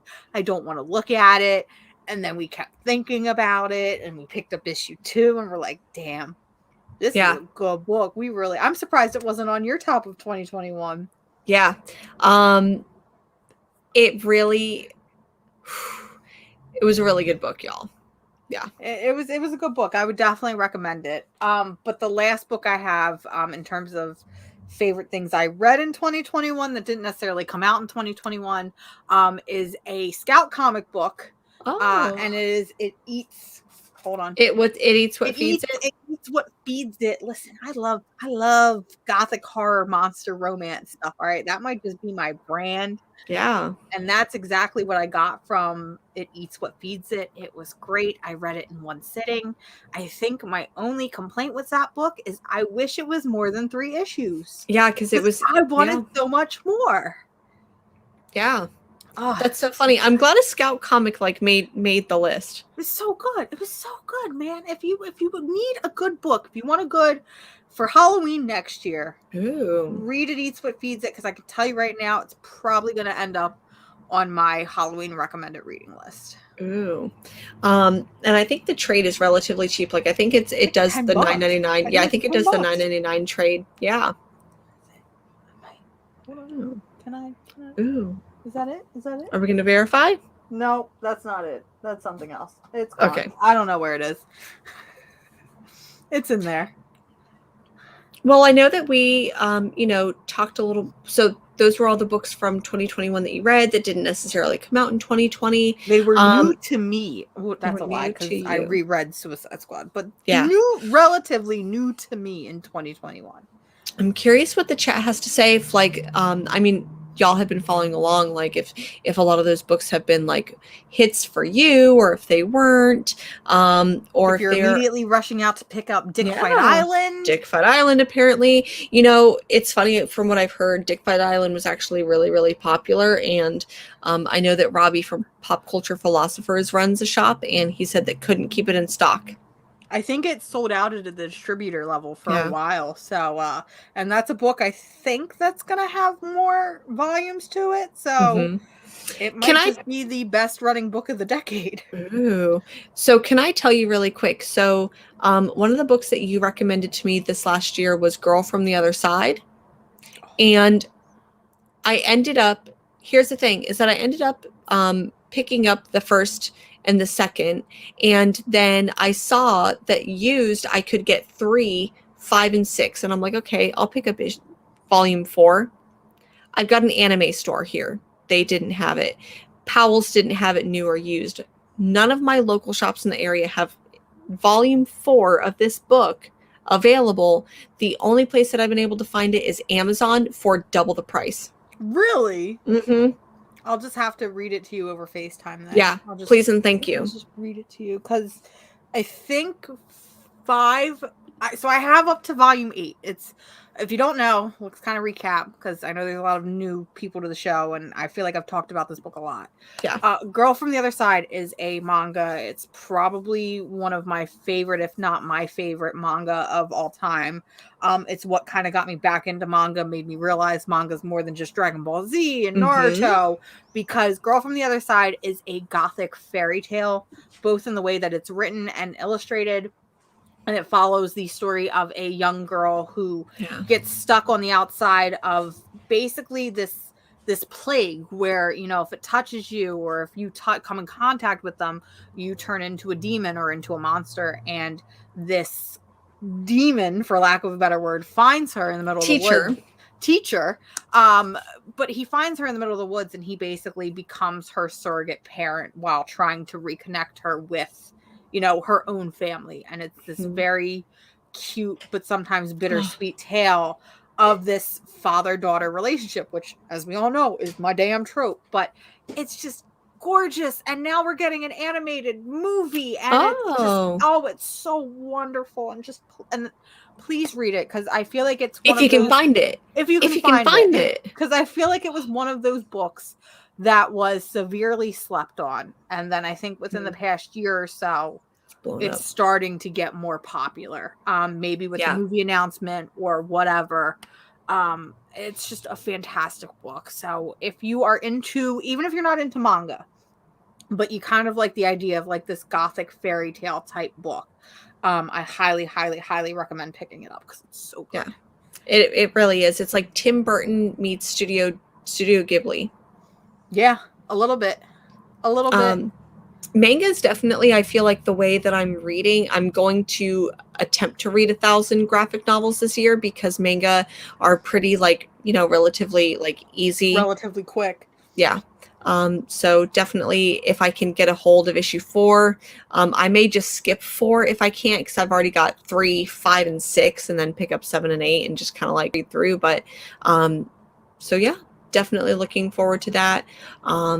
But that's pretty much everything that we have this week. Mars, do you have anything coming up? Do you have anything else that you want to talk about? I'm hoping, fingers crossed, because, I've talked about it a couple times, that I will be moving at the end of February.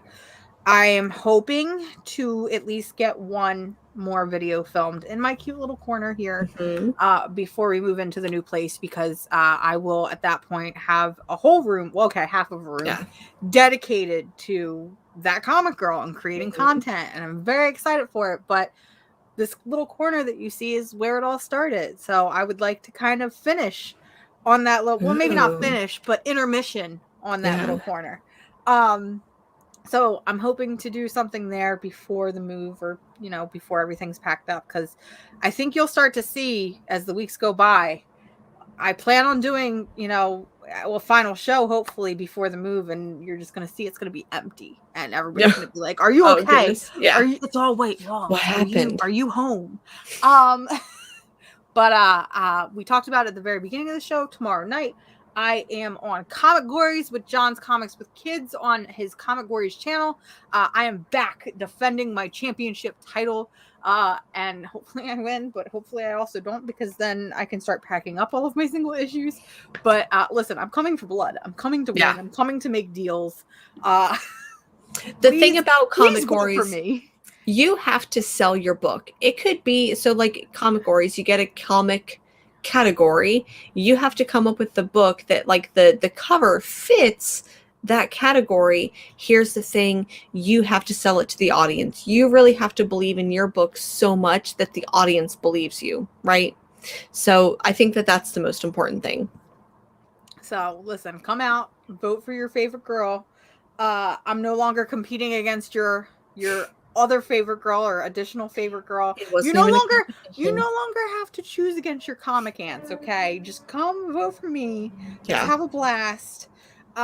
Really not looking forward to the burst of anxiety that comes with being a part of Comic Gories, but I'm also very excited because it's fun. It's a good time. Oh, I can't wait. So definitely check out tomorrow. Check out John's Comics with Kids channel. Comic Gories is just fun either way, and then you definitely have to go vote for Mars. But otherwise, that's pretty much the show. We did our 2021 wrap up. So definitely, if you haven't checked out all those books, please do. Thank you to everyone the new members, the older members. Thank you for everyone who had done super chats. Really appreciate y'all. And we will see you next week. Bye. Bye.